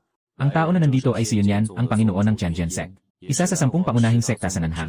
At siya lang ang nag-iisang babaeng Panginoon sa kanila. Dahil walang ginagawa. Pumunta siya sa iyong maliit na Yunfeng upang tingnan. Panginoon, maupo po kayo. Dahan-dahan umupo si Yunyan. Pagkatapos ay ngumiti siya sa akin. Tama, Elder Chen. Narinig ko na ang dalawang disipulo mo ay may pambihirang talento. Kahit ang mga tunay na disipulo ko ay hindi maihahambing sa kanila. Nang marinig ito, nang uminom ako ng tsaa, bigla akong nag-alinlangan. Alam kong may nangyayari sa ulap na yon. Hindi pa nga ako nakaupo ng maayos. Gusto na agad nilang agawin ako. Naranasan ko rin ito sa nakaraang buhay. Parehong sitwasyon. Noong panahong iyon, kakakuha ko lang. Kay Liu Ruyan at ang tatlo. Biglang bumisita ang ulap sa Xiao Yunfeng. At iniharap ang ideya na ilipat ang tatlong disipulo ko sa kanyang ilalim. Sa nakaraang buhay, hindi ko siya pinansin. Sa katunayan, sila ay naging mga henyo. Dahil sa tulong ko gamit ang Shen Yuandan. Upang linisin ang kanilang mga sutra. Paano ko maaring ibigay sila ng basta-basta? Ngunit sa buhay na ito, ako ay may ibang mga iniisip. Anong gusto mong sabihin, Ginoong Pangulo? Elder Chen, talagang nandito ako sa iyo. Dahil napansin kita. At ang dalawang disipulo mo. Gusto kong kunin sila sa aking grupo. Upang sila ay maging tunay na disipulo ng Tianjian Zong. Ano man ang hilingin mo, maaari mo itong ipahayag sa akin. Nang marinig ito, nanatili akong kalmado. Wala akong tutol. Ngunit kailangan pang tanungin kung sila ay nais na muling mabuhay. Wala talaga akong interes sa pagtanggap ng mga estudyante. Noong una, tinanggap si Li Qingyun at Zhao Chuan para lamang bigyan ng pabor si Yunyan. Ngunit ang ganitong bagay ay dapat kumuha ng opinyon ng mga taong sangkot. Nang marinig ang aking sinabi, agad na tumayo si Yunyan. Saan ang dalawang disipulo mo, Ginoong Chen? Pupunta tayo ngayon. Tanungin natin ang kanilang opinyon. Sa pagkatapos ng sinabi, agad siyang naglaho na parang liwanag. Wala akong magawa kundi umiling. Agad akong sumunod sa kanya. Qingyun Zhao Chuan. Lumabas kayo saglit. May kailangan akong sabihin sa inyo. Narinig ang aking boses. Dalawang disipulo ang lumabas mula sa yungin. Nang makita nilang nakatayo ang punong guro sa tabi ko, nagtaka ang dalawa. Agad silang yumuko at nagbigay galang. Magandang araw, guro. Magandang araw, punong guro. Tumingin ako sa tabi kay Yunyan. Nag-isip muna siya sandali. Bago nagsalita ng dahan-dahan. Ganito ang nangyari. Ngayon, ang Panginoon ng pagsasagawa ay nakipag-usap sa akin. Nais niyang ipasok kayong dalawa sa kanyang ilalim. Upang maging kanyang mga estudyante. Hindi ko alam kung kayo ay nais makinig sa mga salitang ito. Nagtitigan sina Li Qingyun at Zhao Chuan. Nang hindi nagsasalita ang dalawa. Umusad si Yunyan. Li Qingyun, Zhao Chuan. Pagkatapos ninyong magpatala sa ilalim ko. Kayo na ang tunay na mga disipulo ng Tianjin Sect. At sa loob ng sect, hindi lang kayo mapapahusay ang katayuan.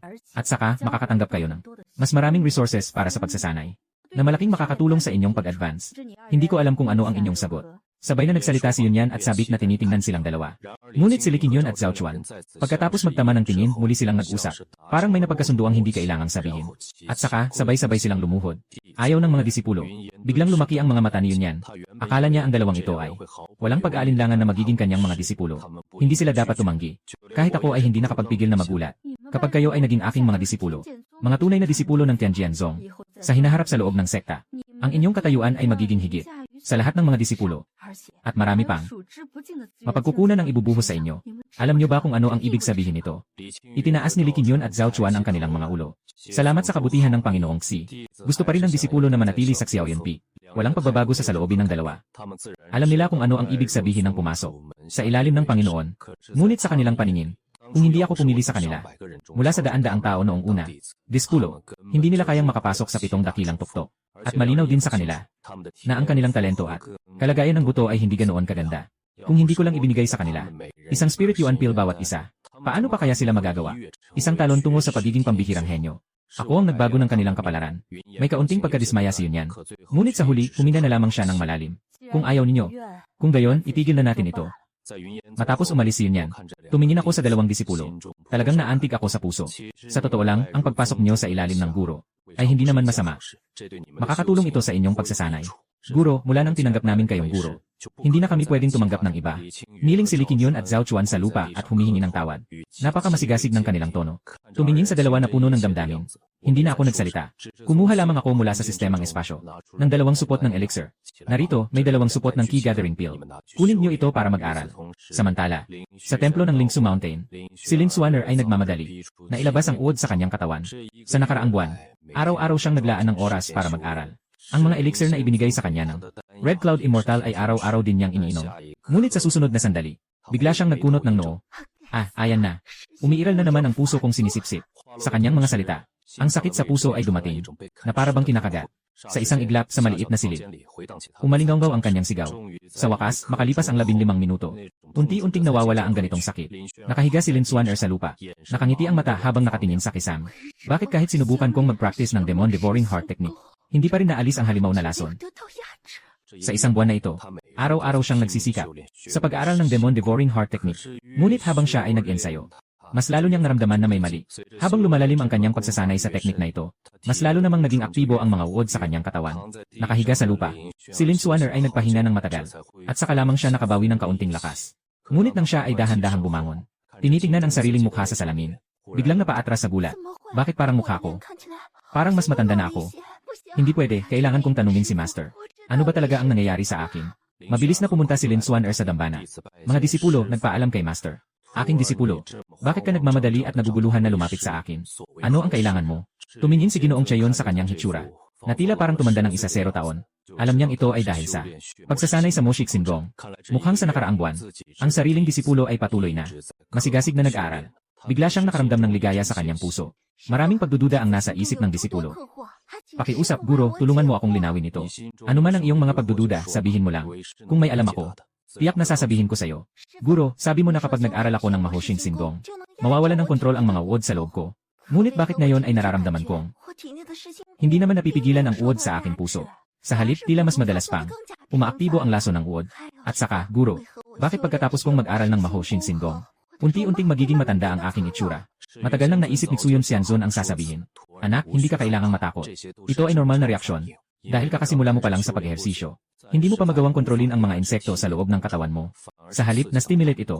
Kaya nararamdaman mong napipigilan ang mga insekto, ay magiging hindi mapakali sa iyong katawan. Narinig ni Lin Suer ang salitang ito, at agad siyang pumasok sa malalim na pag-isip. Si Chayon Xianzun ay may mapangakit ng ngiti. Hindi ko alam kung ilang disipulo na ang naloko niya gamit ang salitang ito. Karamihan sa mga disipulo ay maniniwala. Tungkol sa mga hindi naniniwala, sila ay pinilit siyang gawing puppet. Bakit nagbago ang aking anyo, guro? Tungkol sa paliwanag ng immortal na si Cheon, si Lin Xuaner ay naniniwala na sa kanyang puso. Pagkatapos marinig ito, si immortal na si Cheon ay bumuntong hininga. Ito ay dahil sa iyong labis na pagkaabalang. Kamakailan, para sa pagsasanay sa heart devouring technique. Hindi ka ba natutulog o nagpapahinga? Lin Xuaner, tumango ka ng tapat. Ayos na yan. Nagpapakahirap ka araw at gabi sa pag-aaral. Nasasaktan ng iyong enerhiya. Kaya natural lang na mapagod ka. Nang marinig ang paliwanag na ito, napadilat si Lin Xuaner ng malaki. Pero hindi niya ito buong naniniwala. Naramdaman niya na ang paliwanag na ito ay tila medyo hindi ka panipaniwala. Nakita na si Lin Xuaner ay nagdududa. Agad na kumuha si Chayon Xianzun ng isang bote ng elixir mula sa kanyang imbakan. Ito ay ang Yuyandan na nilikha ng guro, na may mga benepisyo sa pagpapaganda at pangangalaga sa balat. Di magtatagal ay muling magiging bata na siya. Kapag sinabi iyon, noon, para kay Jun Xianzun, si Lin Xuaner na noon ay half-believing, ay agad na hindi na nagdududa. Kinuha ang pill at biglang umalis. Ngunit nang lumabas ang kanyang likod mula sa dambana, ngumiti ang mukha ni Xion Xianzun nang may bahagyang pilyong ngiti. Talagang hangal siya. Pag narinig niyang Yuandan, naniniwala na agad. Hindi naman talaga yun Yuandan. Kagaya lang ng Shadan. Lahat yan para sa heart-eating Q. Nakaprepare ng mga sustansya. Tungkol dito, walang kaalam-alam si Lin Xuaner. Sa oras na ito, nasa kanyang silid siya. Nagmamadali na siyang uminom ng isang pill. Samantala, sa Tianjin Sect, matapos ihandog si Yunyan, inilaan ko ang lahat ng aking lakas sa pag-aaral ng espiritu.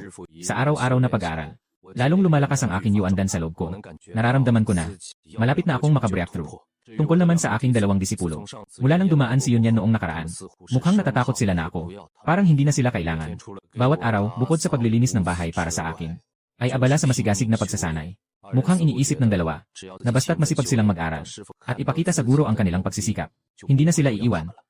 Sa masigasig na pagsasanay ng dalawa, sa loob lamang ng kalahating buwan, si Lee Qingyun ay nakamit na ang ikasyam na antas ng pagpapalakas ng enerhiya. Nagulat ang buong Chen Sect.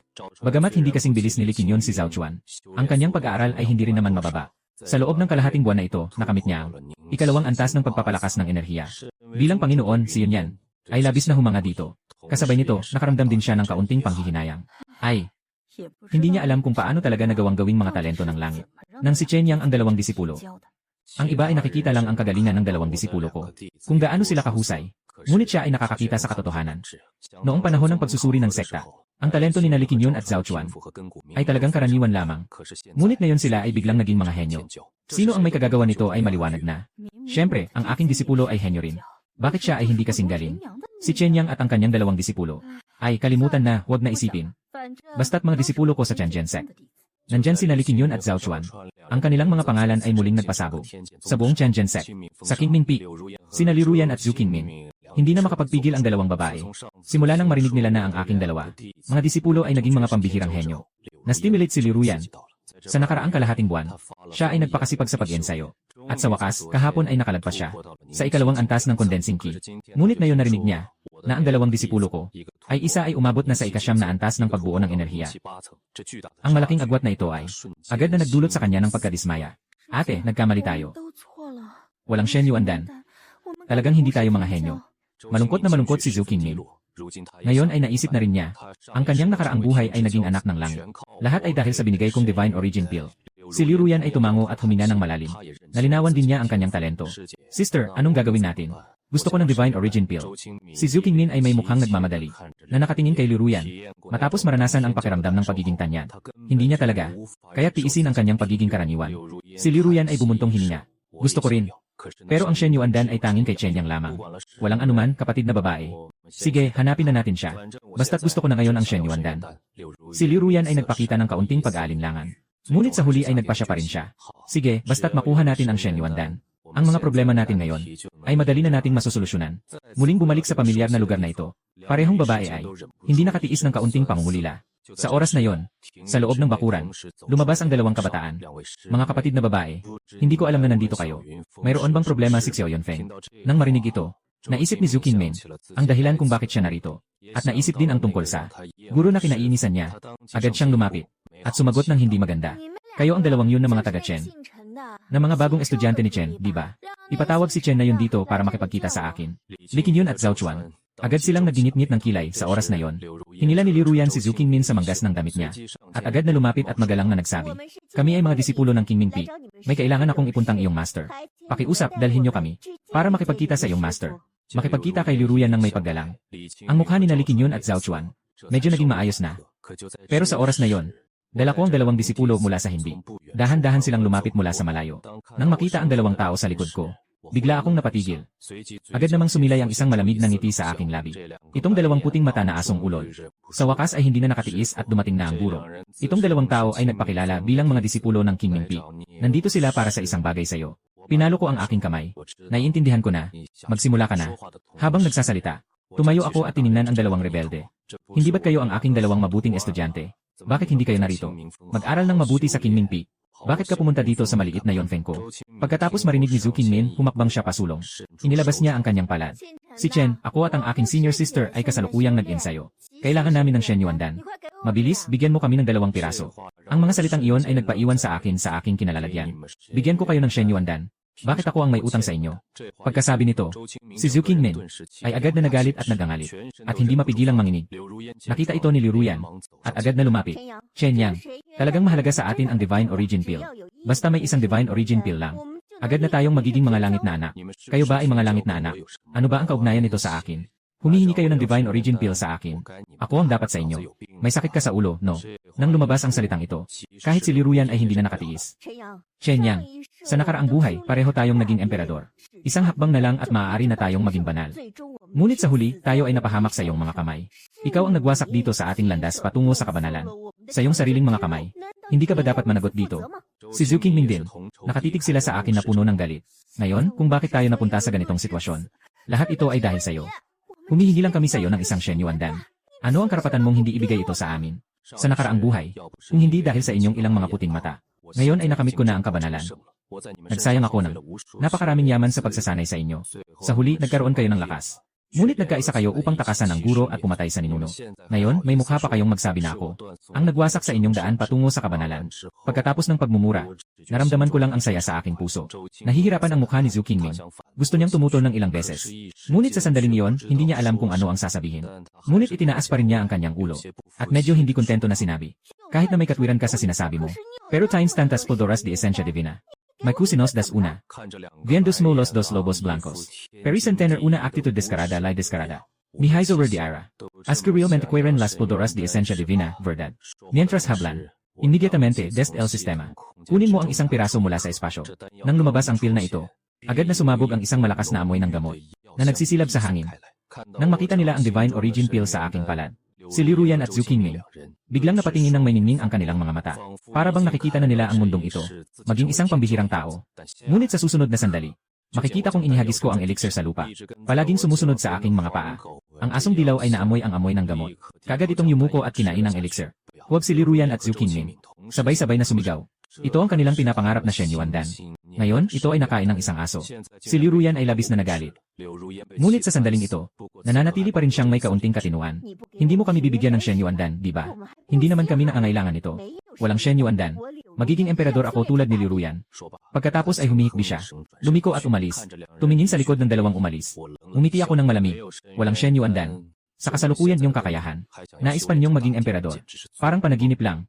Matapos umalis ng dalawang puting asong ulol, tumingin ako sa sarili ko. Sa ilalim ng aking mga paa ang asong dilaw. Dahil pinakain kita. Iyan na ang iyong pagkakataon. Mula ngayon, manatili ka na sa Xiao Yunfeng. Mukhang may kakayahan ang asong ito. Naiintindihan mo ang sinasabi ko. Agad na ginamit ang ulo para ikiskis sa aking paa. Sa kabilang bahagi ng templo ng Lingsu Mountain, nakatayo si Lin Xuanyer sa harap ng isang salamin na tanso. Tinitingnan ang mukha, na pamilyar ngunit banyaga. Pinalaki niya ang mga mata, na puno ng hindi makapaniwala. Sa loob lang ng kalahating buwan, mas lalo siyang tumanda. At muling tumubo ang maraming puting buhok sa ulo niya. May problema ang pamamaraan na ito. May problema rin ang mga pil na ito. Naalala ni Lin Xuanner. Yung mga hangal niyang iniisip noon. Biglang naramdaman niya na siya ay ang pinakabobong tao sa mundong ito. Sa oras na ito, may pinipigilan siyang napakalaking galit. Gusto na niyang agad na hanapin ang sinungaling na yon. Hindi, ang lakas ko ngayon ay talagang hindi sapat para makipaglaban sa masamang tao na yon. Mas mabuti pang bumaba na ako at maghintay na mapalakas ang aking lakas. Pagkatapos ay babalik para sa paghihiganti. Nang maisip ito, agad siyang nag-ayos ng mga bagay at umalis sa silid. Matapos matiyak na walang tao sa paligid, agad siyang nagmadaling naglakad patungo sa likurang pintuan ng templo. Nang siya ay handang tumawid sa pintuan, biglang may narinig siyang tunog sa likuran. Boses ng matandang daan. Aking mahal na disipulo, saan ka pupunta? Biglang tumalo ng puso ni Lin Xuanner. Alam niyang hindi siya makakatakas ngayon. Hindi makapapayag si Lin Xuanner at lumingon. Ginoong Chayon, huwag ka nang magpanggap. Ikaw ay isang malaking sinungaling. Ang mga teknik na itinuro mo sa akin, at ang mga elixir na ibinigay mo sa akin, ay walang silbi sa puso kong sinisipayo. Nakikita ang galit ni Lin Xuanner, na tila handang sumabog. Si Chayon Xianzun ay nagtawanan ng may pang-uuyam. Sasabihin ko sa iyo ang totoo. Ikaw ang isa sa mga disipulo kong medyo bobo. Ngayon mo lang naisip na niloloko kita. Yung mga nakaraang mga kapatid na babae, mas matalino pa sa iyo. Si Lin Xuanner ay humigpit ang kamao. Gusto na niyang sumugod at makipaglaban sa kanya. Ngunit may isa pa siyang tanong sa ngayon. Gusto niyang malinaw na itanong, bakit mo ibinigay sa akin ang librong ito ng kasanayan? At ang mga pil na yon, para pasiglahin ang tiyanin na uod ko. Anong pakinabang nito sa'yo? Malumanay na tinitigan ni Xion ang kanyang. Parang nakatingin lang siya sa isang tao. Sige, ipaalam ko sa'yo. Ang salot sa loob mo. Ang salot ay inilagay ko 6 na taon na ang nakalipas. Hindi lang ikaw. Karamihan sa mga babae sa loob ng 10 milya ay pinagsalotan ko rin. At ginawa ko ito upang makuha kayong lahat. Ginawa akong puppet. Sa sandaling ito, ang galit ni Lin Xuanner ay umabot sa rurok. Ikaw, sinungaling. Lalabanan kita. Sa oras na yon, sinigurado ni Lin Xuanner ang kanyang kamao. At biglang nagsimulang maglabas ng mga piraso ng itim na masamang hangin. Ito ang kanyang inaaral, na masamang sining sa loob ng 1 buwan at kalahati. Sa bawat hakbang na kanyang tinatahak, bigla siyang sumabog palabas. Sa susunod na sandali ay nasa harap na siya ni Ginoong Chayon. Lumitaw ang isang ngiti ng pagdududa sa labi ni Ginoong Cheon. Gusto mo pang makipaglaban sa akin? Huwag kalimutan ang iyong kasanayan. Pero ibinigay ko ito sa'yo. Habang nagsasalita, tinaas lang niya ang kamay at basta na lang humata. At malakas na itinapon si Lin Xuan'er. Palayo. Si Lin Xuan'er ay nahirapang bumangon. At nag-isip na muling sumugod ng todo. Biglang sumakit ang loob niya sa susunod na saglit. Hindi niya mapigilang sumuka ng isang malaking piraso ng dugo. Si Zion Xianzun ay dahan-dahang lumapit sa kanya. Anak, huwag ka nang magpumilit pa. Hindi ka kayang talunin ng guro mo. Bakit ka pa magpapakahirap? Humina siya ng malalim. At sa kanya kinuha si Lin Xuan'er. Ikaw naman Daraya. Kahit maging multo ako, hindi kita palalampasin. Kahit na malubha ang sugat. Patuloy pa rin siyang nagmumura habang nakagat ang kanyang mga ngipin. Sige, magmura ka lang. Kapag naging puppet na ako, hindi ka na makakapagmura. Si Zion Xianzun ay ngumiti ng malamig. At pagkatapos ay itinapon siya sa isang lihim na silid. Habang si Lin Xuan'er ay nahihirapang tumayo. Nawala na ang anyo ni Zion Xianzun. Gamit ang mahina niyang ilaw, nahirapan siyang makita ang paligid. Biglang sumigaw si Lin Xuan'er, na may takot sa kanyang mga mata habang tumingin sa harap. Nakita niyang may mga anino na nakatayo ilang metro ang layo. Ang mga aninong ito ay hindi gumagalaw, parang mga estatwa, na nakatitig ng tuwid sa kanya. Ano ang mga bagay na ito? Si Lin Xuan'er ay labis na natakot, at naglakas loob na magtago sa sulok. Matagal siyang naghintay, bago niya napansin na, ang mga aninong ito ay tila hindi gumagalaw. Tama, sinabi ng sinungaling na gusto akong gawing puppet. Hindi ba't ang mga taong ito ay mga puppet na ginawa niya? Sinubukan ni Lin Xuan'er na lumapit ng 2 hakbang. Habang lumalapit, naamoy niya ang baho ng nabubulok na bangkay. Mukhang hindi na ako makakaiwas sa kapahamakan na ito. Pagkatapos bukas, siguro magiging katulad din ako ng inyo. Magiging ganito kamukha, walang tao, walang espiritu. Naging pawis niya. Ngumingiting malungkot si Lin Xuan'er. Sa oras na ito, di maiwasang maalala niya. Noong nakaraang buhay niya, sumama siya sa akin sa pagsasanay. Sa huli, naging isang dakilang emperor na iginagalang ng lahat. Lin Xuan'er, karapat-dapat ka talaga. Bigla niyang naalala ang kanyang mga magulang. Naalala ang kanyang nakatatandang kapatid. Bumalik sa buhay. Sa wakas, muling nakita ang kanyang pamilya. Ngunit sa isang iglap, mawawala na rin ito. Sa ngayon, hindi na siya natatakot. Umaasa lang na makikita muli ang pamilya. Bago ang huli, kinabukasan ng umaga, sumisikat ang araw sa silid. Dapat nang magising ang disipulo. Dinala kita rito. Sa gitna ng pagkalito, narinig ni Lin Xuan'er ang isang pamilyar na boses.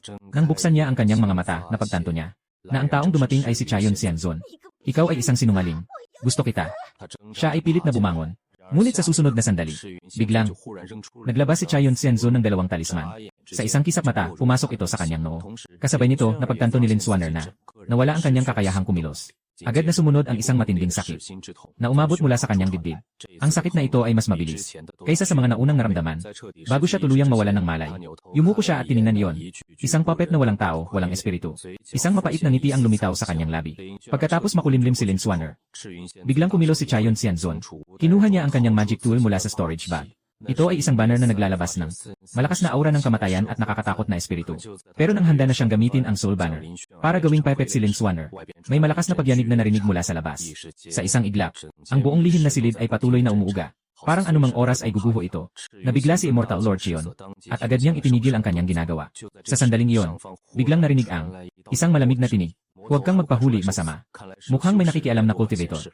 Ngumiti si Red Cloud Immortal Lord at nagbuntong hininga. Bagamat may pagkaawang-awa. Ngunit kailangan na naming talikuran ito. Nagsanay si Lin Xuan'er na maging puppet.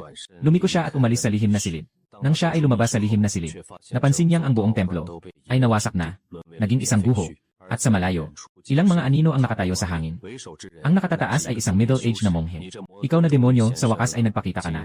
Ngayon, ang aming Tixundaozeng ay dumaan dito. At nararapat na gawin ang katarungan sa langit. Ito ay si Ziwei-Tsins ng Tixundaozeng. Sa gulat, natatakot din sa puso. Ang Tixundaozeng ay isang pangunahing sekta ng 10 sekta ng Timog. Ganitong malaking sekta, hindi siya dapat makialam. Wala tayong alitan o galit sa'yo, tayo ng daos ng Taixuan. Bakit niyo sinisira ang aking magandang pagkakataon? Walang masyadong usapan. Mula pa noon, hindi magkasundo ang kabutihan at kasamaan. Ang pag-aalis ng mga demonyo at pagtatanggol sa daan ay talagang aming tungkulin. Mga bagay na dapat gawin ng mga alagad ng tamang daan. Ayaw makipagtalo ng gitnang edad na alagad sa kanya. Sa isang iglap, ilang mga disipulo na may hawak na mahabang espada ay sabay-sabay na sumugod. Akala niyo ba ako'y madaling lapitan? Gusto niyo ako? Tingnan natin kung may kakayahan kayo. Nagalit din si Xianzun Cheon. Agad niyang kinuha ang sarili niyang sundang na pangkuha ng kaluluwa at pinakawalan ito. Biglang bumukas ang lupa sa ilalim. Kasunod nito, ilang mga puppet ang sabay-sabay na lumipad palabas sa lihim na silid. Yung mga disipulo mula sa Taixuan Daosek. Malinaw na hindi masyadong mataas ang kanilang antas ng kasanayan. Kaya medyo nahihirapan sila sa pagharap sa mga puppet na ito. Nang makita ito, agad na kumilos ang gitnang edad na monghe. Hawak niya ang mahabang sibat. Sa loob ng ilang laban, Nagawa niyang putulin ang lahat ng mga puppets. Alam ni Xion Xianzun na hindi siya katapat, kaya't agad siyang naging isang sinag ng liwanag. At tumakas patungo sa malayo. Tuming middle-aged na monghe ay nagtingin. At agad siyang nawala sa lugar. Di nagtagal, may narinig na isang malakas na sigaw ng paghihirap mula sa malayo. Muling bumalik ang middle-aged na monghe. Ngunit ang kanyang mahabang espada ay patuloy pang may patak. Malinaw na si Xion Xianzun. Nasa ilalim na ng kanyang espada. Hindi alam ng demonyong ito kung ilang kababaihan ang kanyang pinahirapan. Ang mga kababaihang ito ay napakabata pa. Ngunit siya ay malupit na pinahirapan. Talagang kaawa-awa. Tumingin ang gitnang edad na monghe sa mga bangkay sa lupa. At malalim na humagulgol. Ngunit sa oras na ito, isang nakakagulat na sigaw ang narinig mula sa lihim na silid. Elder, mayroon pang isang tao dito. Ang mata ng gitnang edad na monghe ay tumingin. At ito ay si Lin Xuaner na nawalan ng malay. Samantala, sa loob ng Tianjin sect, huminga ako ng malalim at naglabas ng maruming hangin. Tumigil sa pagsasanay. Biglang may narinig mula sa likuran. Dalawang pamilyar na tinig ng kabataan, Guro. Lumina ako. Sila nga ang aking dalawang disipulo, anong nangyari? Guro, gusto naming pumunta sa templo ng mga misyon. Tingnan kung may angkop na misyon. Nais naming bumaba ng bundok para mag-ensayo. Ning makita ko ang sitwasyon, umiti ako at nagsabi, sige na. Magpapalakas loob sa pag-akyat ng bundok ay maganda rin. Matapos kong pumayag, si Li Qingyun at Zhao Chuan ay agad na pumunta sa dakilang palasyo ng misyon. Nang pumasok ang dalawang tao, hindi nagtagal. Si Liu Ruyan at Zhu Qingmin ay dalawang babae. Dumating din dito. 8. Kailangan ba talaga nating lumabas para sa misyon? Medyo naguguluhan si Zhu Qingmin. Ngayon, siya ay nasa antas ng ningki na isang layer. Sa ganitong lakas niya, maaaring mapahamak siya sa labas. Ate, wala tayong Shen Yuandan. Hindi tayo binibigyan ng guro ng mga mapagkukunan para sa pagsasanay. Umaasa lang tayo sa sarili nating pagsasanay. Hindi talaga tayo makakaangat. Ngayon, bukod sa paglabas para sa mga misyon, wala na tayong ibang pagpipilian. Nakalimutan mo ba? Noong nakaraang buhay, lumabas tayo. Nagawa na ang isang misyon. Sister, ang sinasabi mo ay ang pagpunta sa King Town. Yung pagpatay sa Red Wolf Beast. Sa paalala niya, mabilis na naalala ni Zhu Qingming. Noong nakaraang buhay, nang pumasok sila sa Tianjin sect, unang beses nilang lumabas para sa isang misyon. Sa King Town, pumatay ng isang grupo ng mga aklat na lobo. Sa pagkakataong iyon, nakakuha sila ng maraming gantimpala mula sa sekta. Tama, yun na yung pagkakataon. Sa ganitong klaseng mapagbigay na gawain, maraming mga disipulo ang interesado. Sa susunod, kailangan lang nating sumunod sa kanila. Magpanggap lang na nagsasagawa para makalusot. Habang hindi pa tapos ang gawain, babalik tayo sa sekta. Ang importante ay kunin ang gantimpala. Napalingon si Zhu Qingming. Biglang nagsimulang magpakita ng kasiyahan sa mukha. Yung hindi na kailangang mag-effort. Mga bagay na makakatulong. Bakit niya hindi naisip iyon? Pero agad niyang naisip kung ano ang susunod. May bahid ng pag-aalala sa kanyang mga mata. Pero naaalala ko na sa misyon na ito. May isang red wolf na nasa Tower of Heaven. Kung lalabas ito, di ba't delikado tayo? Huwag kang mag-alala, kapatid na babae. Yung pulang lobo sa Taiyanggang na yon, hindi natin ito nakatagpo sa nakaraang buhay. Sa buhay na ito, hindi rin tayo makakatagpo. Pinaikutan ni Liu Ruyan ang kanyang balikat. Pinakalma siya. Pagkatapos, sabay silang pumasok sa malaking bulwagan ng misyon.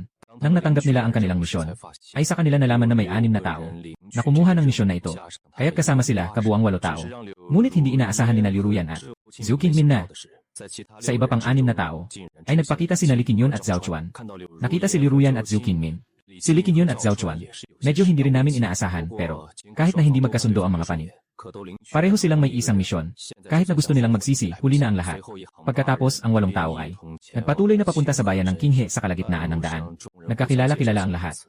Nang malaman nila na si Li Qingyun at si Zhao Chuan ay sino, lahat ng mga disipulo ay nagulat agad. Maliban kina Liu Ruyan at Zhu Qingmin, lahat ng mga disipulo ay pabulong kay Li Qingyun. At kay Zhao Chuan, nagpapalakas loob. Nang dahil dito, nakaramdam ng hindi magandang pakiramdam ang dalawang babae. Hindi masyadong malayo ang Tianjin sect mula sa King Town. Sa hapon, dumating na ang grupo sa King Town. Hindi pa nakapasok ang lahat sa bayan. Nakita nila mula sa malayo ang mga 10 pulang lobo na nagwawala sa bayan. Nang makita ito, nagliwanag ang mga mata ni Li Qingyun. Agad siyang tumalon at lumipad papunta roon. Nagtinginan ang iba.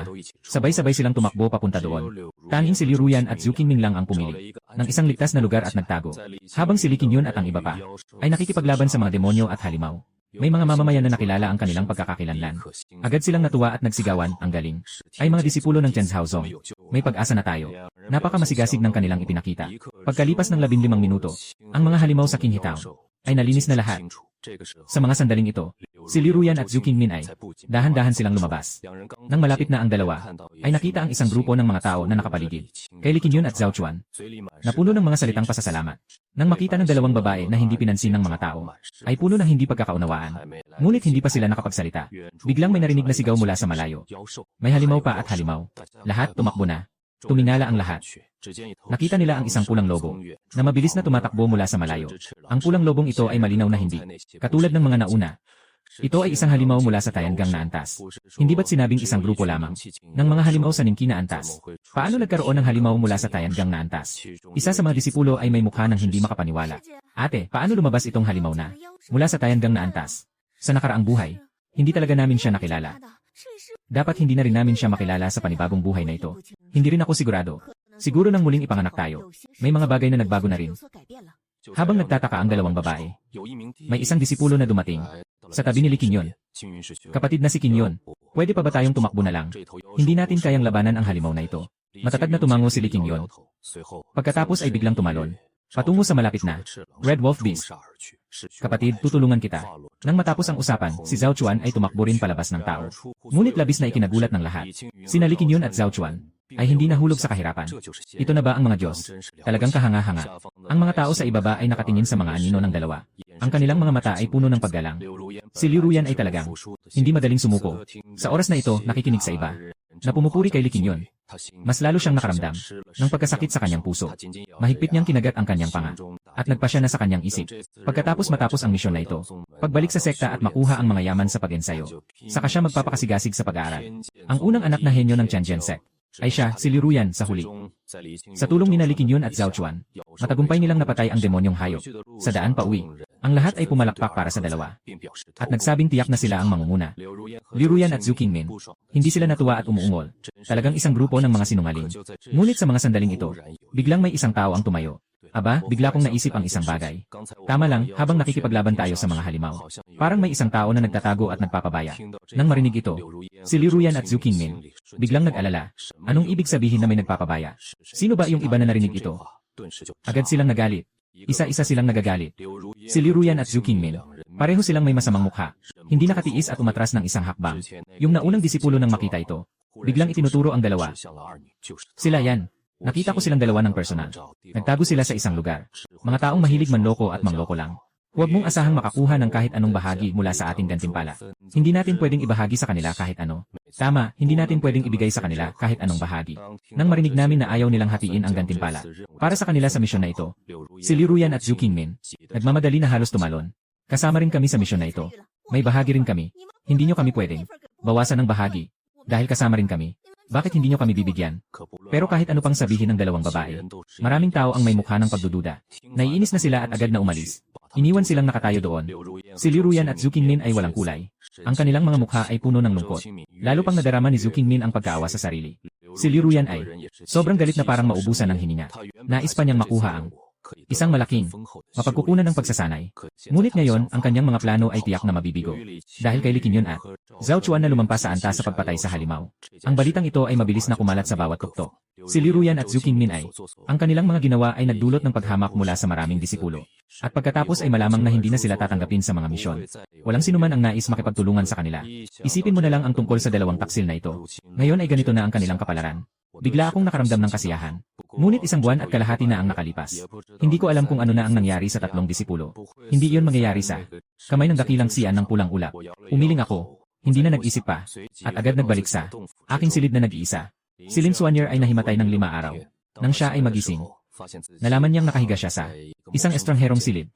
Nang biglang pumasok ang isang babae sa puting damit. Gising ka na. Tumingin si Lin Xuanyer sa estrangherong babae na may nakakalitong ekspresyon. Nasa Lingsu Mountain ba siya? Nasaan na ang sinungaling na si Cheon Xianzu ng templo? Punong-puno ng mga tanong si Lin Xuanyer. Nang makita ito ng babae sa puti, umiti siya at nagsalita. Ako ay disipulo ng Taik Xuan Daozong. Nailigtas ka namin, Ginoo. Yung masamang kulto ay nasa ilalim ng espada ng aking guro. Nagtaka si Lin Xuanyer sandali. Hindi mapigilan ang kanyang emosyon at naging masaya. Magaling. Sa wakas natuklasan na rin ang mandaraya na ito. Muling naalala ni Lin Xuanyer ang kanyang pamilya. Bigla siyang napuno ng pag-aalala. Tama nga. Hindi kaya ang mga magulang ko ay nasa panganib din. Kailangan kong umuwi at tingnan sila. Hindi ka pa ganap na gumaling. Mas mabuti pang maghintay ka dito. Bumalik ka na lang kapag okay na. Mabilis na nagmungkahi ang babae sa puting damit. Hindi, kailangan kong umuwi.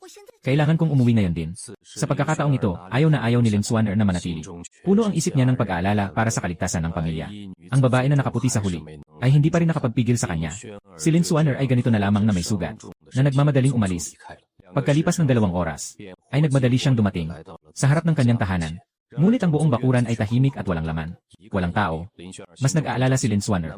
Baka naman ang kanyang pamilya ay naging biktima ng masamang kamay ng Red Cloud Immortal. Ngunit sa mga sandaling iyon, may narinig siyang boses ng batang-bata sa labas. Lumingon si Lin Swanner at nakita ang isang bata na nakatayo sa kanilang bakuran. Nagsimula ang pag-asa sa mga mata ni Lin Swanner. Bata, alam mo ba kung saan pumunta ang pamilyang ito? Sabi ng nanay ko, lumipat sila sa bayan. At hindi na babalik. Lumipat na sila sa bayan.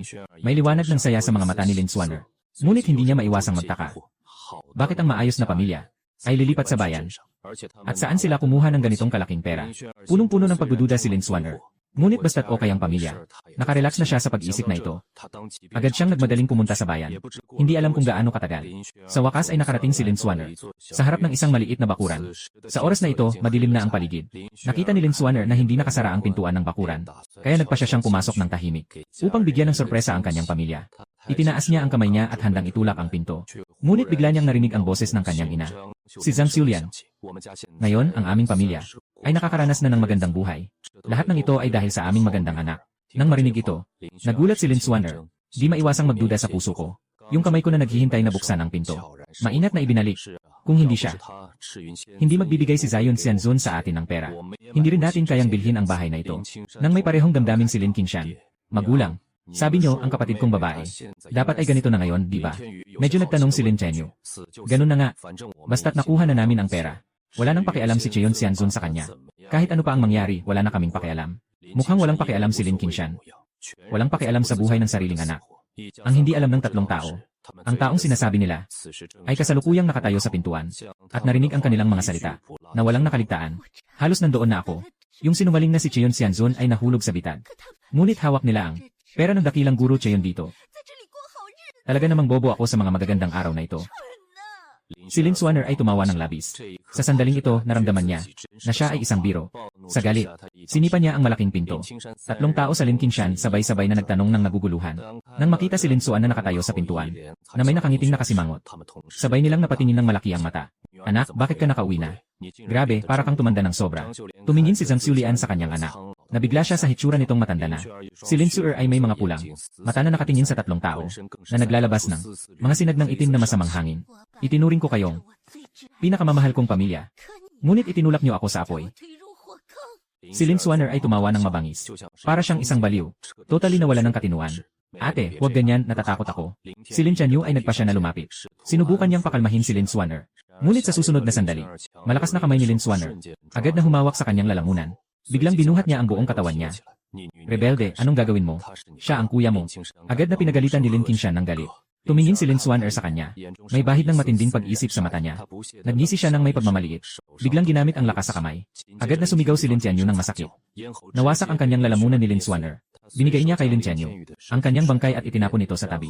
Pagkatapos, isa-isa siyang lumapit kay Lin Qingshan. Nakita ang naggangalit na si Lin Swanner. Si Lin Qingshan ay nakaramdam ng labis na takot.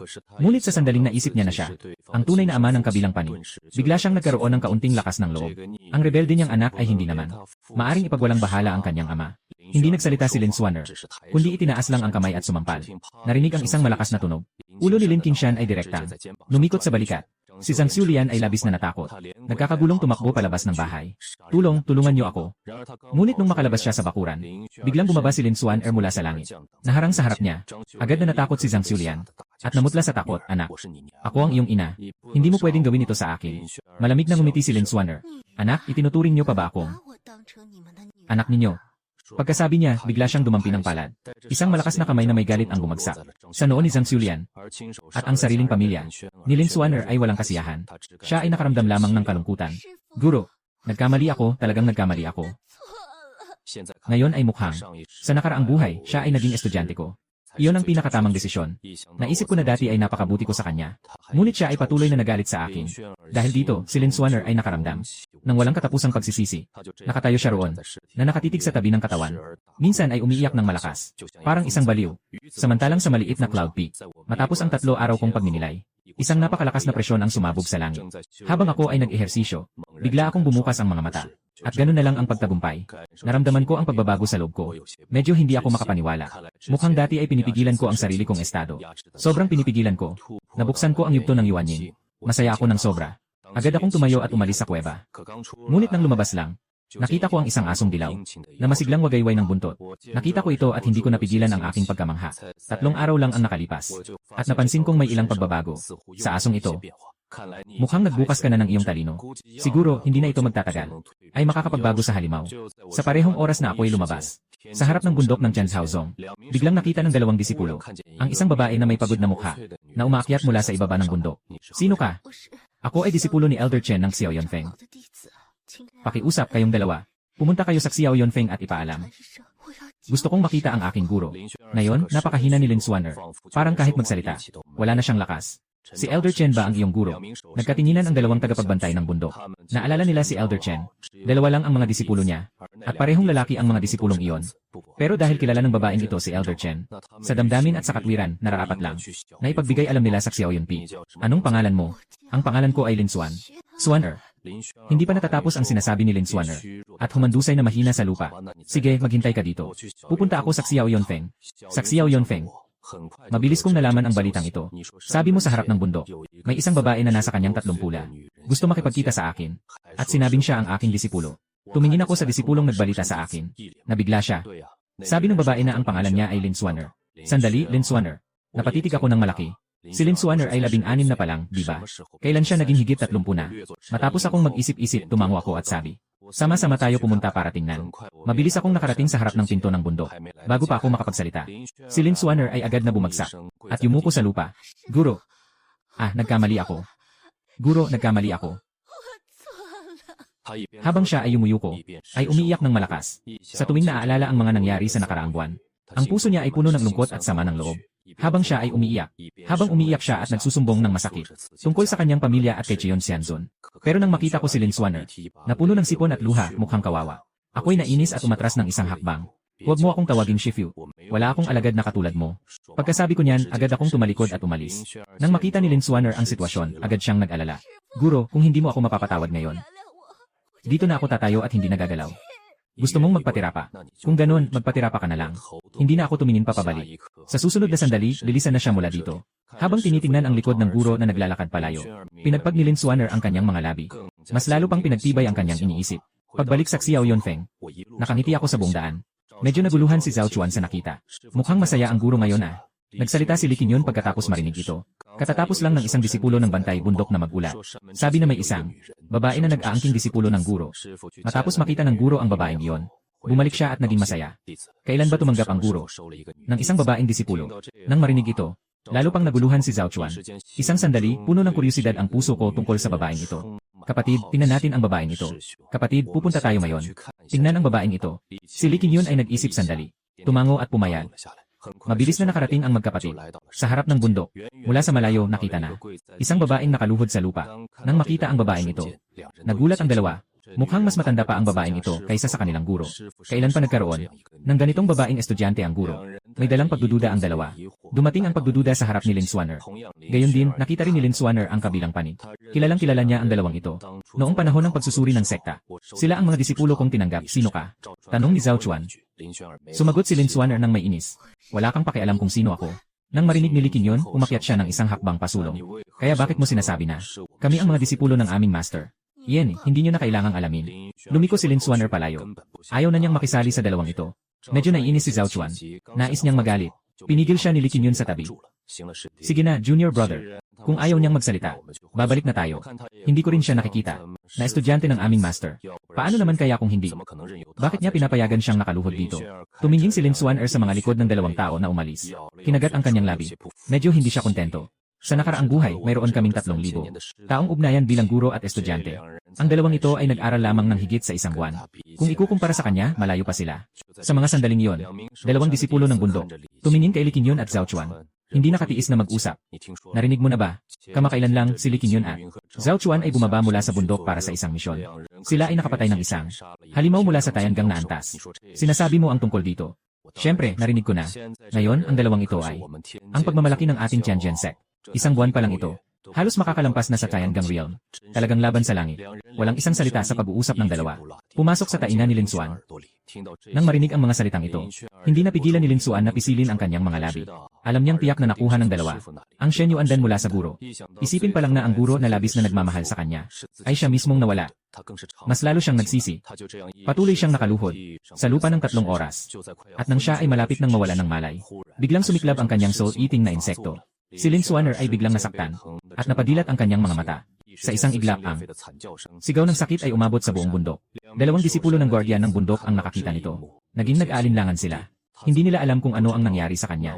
Kaya, gusto ba nating umakyat at alamin? Natakot ako na baka magtagal siya dito at huwag na nating lapitan. Hindi naman siya kasapi ng aming Tianjin sect. Sa tingin ko, baka naihahatak siya ng laso ng ibang tao. Mas mabuti pang huwag nang makialam sa gulo. Ang 2 disipulo ng bundok ay nagpalitan ng opinyon. Sa huli, nagpa siya pa ring huwag pansinin ito. Hindi alam kung gaano katagal. Si Lin Xuaner na nakahiga sa lupa ay sa wakas ay tahimik na. Sa mga sandaling iyon, isang matandang lalaki na nakaputi ang lumipad mula sa malayo gamit ang espada. Kakaumpisa niya lang pumasok sa pintuan ng bundok. Nang makita niya si Lin Xuaner na nakahiga sa lupa, bigla siyang nakaramdam ng kaunting kuryosidad. Kayong dalawa, ano ang nangyari sa taong ito? Tanong ng matandang lalaki na nakaputi sa mga disipulo ng bundok. Isang disipulo ng bundok ang lumapit at sinabi ang buong pangyayari ng detalyado sa kabilang panig. Ang matandang lalaki na nakaputi ay isang nakatatandang miyembro ng sekta. Habang tinitingnan ang nakahiga sa lupa na si Lin Xuaner, siya ay medyo nahabag. Matapos magduda ng matagal, siya ay napabuntong hininga ng walang magawa. Sakto lang, kailangan ko ng ilang tao. Kunin na lang siya bilang alagad na katulong. 2 oras ang nakalipas. Sa isang estrangherong silid, si Lin Xuaner ay nagising mula sa kanyang kama. Saan ito? Hindi ba ako nakaluhod pa sa harap ng bundok? Tiningnan niya ang paligid. Nagtataka ang kanyang mukha. Ngunit agad naman, naisip niya bigla kung ano. Napadilat ang mga mata niya. Siguro ba ay dinala ako ng mystery? Saksi Xiaoyunpi.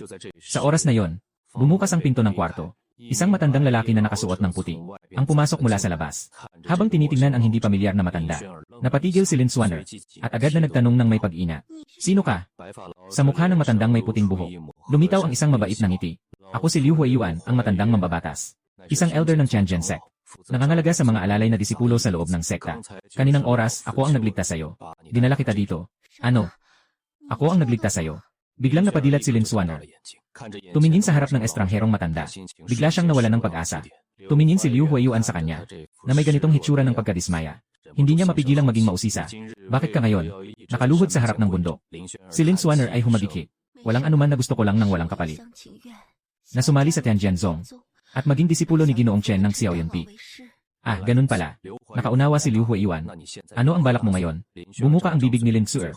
Ngunit sa huli, nalumbay siyang yumuko. Hindi ko alam. Si Liu Huiyuan ay humagulgol. Kung nais mo, manatili ka bilang isang alagad. Nang marinig ito, tumingin si Lin Xuaner kay Liu Huiyuan. Hindi siya agad sumagot, kundi nagpakita ng komplikadong ekspresyon. Maging isang aliping disipulo ba? Siya ay naguguluhan sa kanyang kalooban. Ang resulta na ito ay talagang malayo sa kanyang inaasahan. Dapat malaman. Sa lahat ng mga disipulo, ang katayuan ng aliping disipulo ay ang pinakamababa. Ngunit sa ngayon, wala nang ibang paraan. Bagamat ayaw ni Lin Xuaner, sa huli ay napilitan pa ring sumang-ayon. Sa isang iglap, lumipas ang kalahating buwan. Sa nakaraang kalahating buwan, ang aking 2 disipulo ay parehong umabot sa Tiangang Realm. Pati na ang asong dilaw ay nakarating na. Matagumpay na nakalagpas sa estado ng pagbuo ng enerhiya. Ilang araw ang lumipas. Nagsimula na ang taunang malaking paligsahan ng sekta. Agad akong nagdala ng aking 2 disipulo sa arena sa pangunahing tuktok. Puno na ng mga disipulo ang ibaba ng entablado. Siksikan ng tao. Talagang masaya. Pagkatapos kong lumabas kasama ang 2 disipulo, maraming tao ang nagulat at nagsimulang magtingin-tingin. Lao Elder Chen, nandito ka na rin. Sa oras na yon, si Kiwuji kasama ang isang grupo ng mga disipulo ay pumunta sa harap namin. Nagbati at nagkamayan. Tumitig si Kiwuji sa likod ng kanyang mga disipulo at tiningnan ang mga ito. Hindi pa ba kayo magbibigay galang kay Elder Chen? Pagkasabi ng mga salita, ang mga tao sa likod ni Kiwuji ay nagmadaling magbigay galang sa akin. Ngunit sa mga disipulong ito, may 2 tao na ang tinig ay puno ng pag-alinlangan. Sila ay sina Liu Ruyan at Zhu Qingmin. Natural na nakita ko rin ang 2 rebelde sa grupong ito. Nakita nila ang aking tingin. Biglang nagginit-ngit ang 2 babae. Iniwasan ang tingin ko. Tumalikod sila. Matapos magbati ng simple, dinala ko ang 2 disipulo ko sa isang lugar na walang masyadong tao para umupo. At doon kami umupo. Si Liu Ruyan at Zhu Qingmin ay dumating din sa ilalim ng isang lilim ng puno. Talagang malas ang araw na ito. Hindi ko akalain na makikita yung asong si Chen dito. Mukhang hindi masaya si Zhu Qingmin. Na, lahat ng 7 pangunahing tuktok. At 12 pangalawang tuktok ay nandito na. Bakit kaya pumunta ang guro sa mag-usap kay Chen Yang ngayon? Hindi ko alam kung ano ang iniisip niya. Si Liu Ruyan ay nakakunot din ang noo. Sa oras na yon, isang pamilyar na boses ng babae ang biglang umabot sa likod ng 2 babae. Sister, kayo ba yon? Liu Ruyan at Zhu Qingmin. Biglang nagulat sila. Pagkatapos ay agad na tumingin pabalik. Nakakita sila ng isang babae na mga 30 hanggang 40 ang edad. Sa oras na yon, nakatayo siya sa likod nila. Ikaw si Lin Swanner. Habang tinitingnan ang babae sa harap niya, biglang nagulat si Liu Ruyan. Kapatid na babae, bakit ka naging ganito? Si Zhu Qingmin ay puno ng hindi paniniwala. Ang nakikita kong si Lin Swanner ay mahina at payat. Parang hindi tao, hindi multo. Medyo nakakatakot. Tunay ka bang ikaw, ikalimang kapatid na babae? Miss na miss ko kayo. Kumpirmahin na sila ay ang kanyang dalawang nakatatandang kapatid na babae. Biglang, hindi mapigilan ni Lin Swanner ang pag-iyak. Si Liu Ruyan ang unang nagsalita. Anong nangyari sa'yo, kapatid? Naalala ang mga nangyari dati. Puno ng lungkot at sama ng loob si Lin Swanner. Habang umiiyak, nakipag-usap siya sa dalawa. Nagsasalaysay tungkol sa mga karanasan pagkatapos bumaba sa bundok. Nang matapos pakinggan ni Liu Ruyan at Zhu Qingmin, hindi nila mapigilan ang kanilang pagkamangha. Hindi mapigilan ni Lin Swanner ang kanyang mga luha. Sa nakaraang buhay, kami ang nagkamali. Ngayon ko lang nalaman kung gaano kabuti ang aking guro. Ngunit nang marinig ang tungkol sa kanilang pamilya, ang mas batang disipulo ko ay nagsabi na magaling akong master. Si Liu Ruyan at Zhu Qingmin, dalawang babae, biglang nagkatinginan ng masama. Naramdaman nilang may seryosong problema sa isipan si Lin Swanner. Sa tingin nila, may mali sa kanyang pag-isip. Mas batang disipulo, paano mo masabi yan? Si Chen Yang, saan siya naging magaling na master? Hindi siya pwedeng tawaging magaling na master. Nakikita ang galit na dalawa. Kailangan ni Lin Swanner na pasensyang makipag-usap. Sa dalawang senior sister, noong nakaraang buhay, tayo ang nagsalangsang sa master. May galit siya sa atin. Hindi niya ibibigay ang Shen Yuandan. Ito ay makatarungan at natural na bagay. Hindi kayo dapat maghinanakit sa kanya. Nais ni Lin Swanner na mapagtanto ng dalawang senior, na mali ang kanilang mga sarili. Ngunit sa harap ng kanyang paanyaya, biglang nagpakita sina Liu Ruyan at Zhu Qingmin, ng kaunting hindi pagkagusto. Hindi ba, junior sister? Saang panig ka ba talaga nakatayo? Dapat mong malaman na noong nakaraang buhay nila, galit na sa akin ang lahat.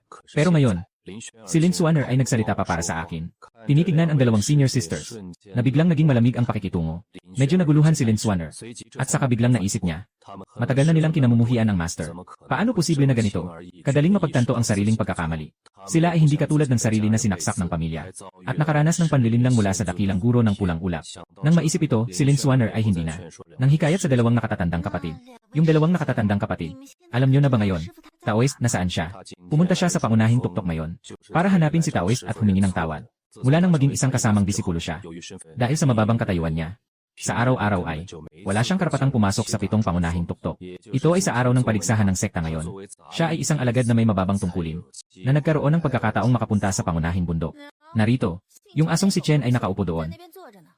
Sa mga sandaling ito, ang saloobin ni Zhu Qingmin kay Lin Swanner ay hindi na kasing mainit tulad ng dati. Tahimik siyang tumuro sa malapit na bakanting lupa. Salamat, ate. May kailangan ako kay master. Uunahan na kita. Ang dalawa ay tinitingnan si Lin Swanner. May bahagyang galit sa kanyang pabalik na tanaw. Paano magagawa yon ng ate? Isa lang siyang nagpunta sa bundok. Bakit pagbalik niya, iba na ang kanyang pakikitungo sa? Ganap na nagbago ang saloobin ni Chen Yang. Walang sinabi si Liu Ruyan. Tanging ang kanyang mga mata ay malamig na. Nakatingin sa kanyang likuran. Gusto niyang makita kung ano ang gagawin ni Lin Swanner ngayon. Kung ano ang talagang kailangan niyang gawin.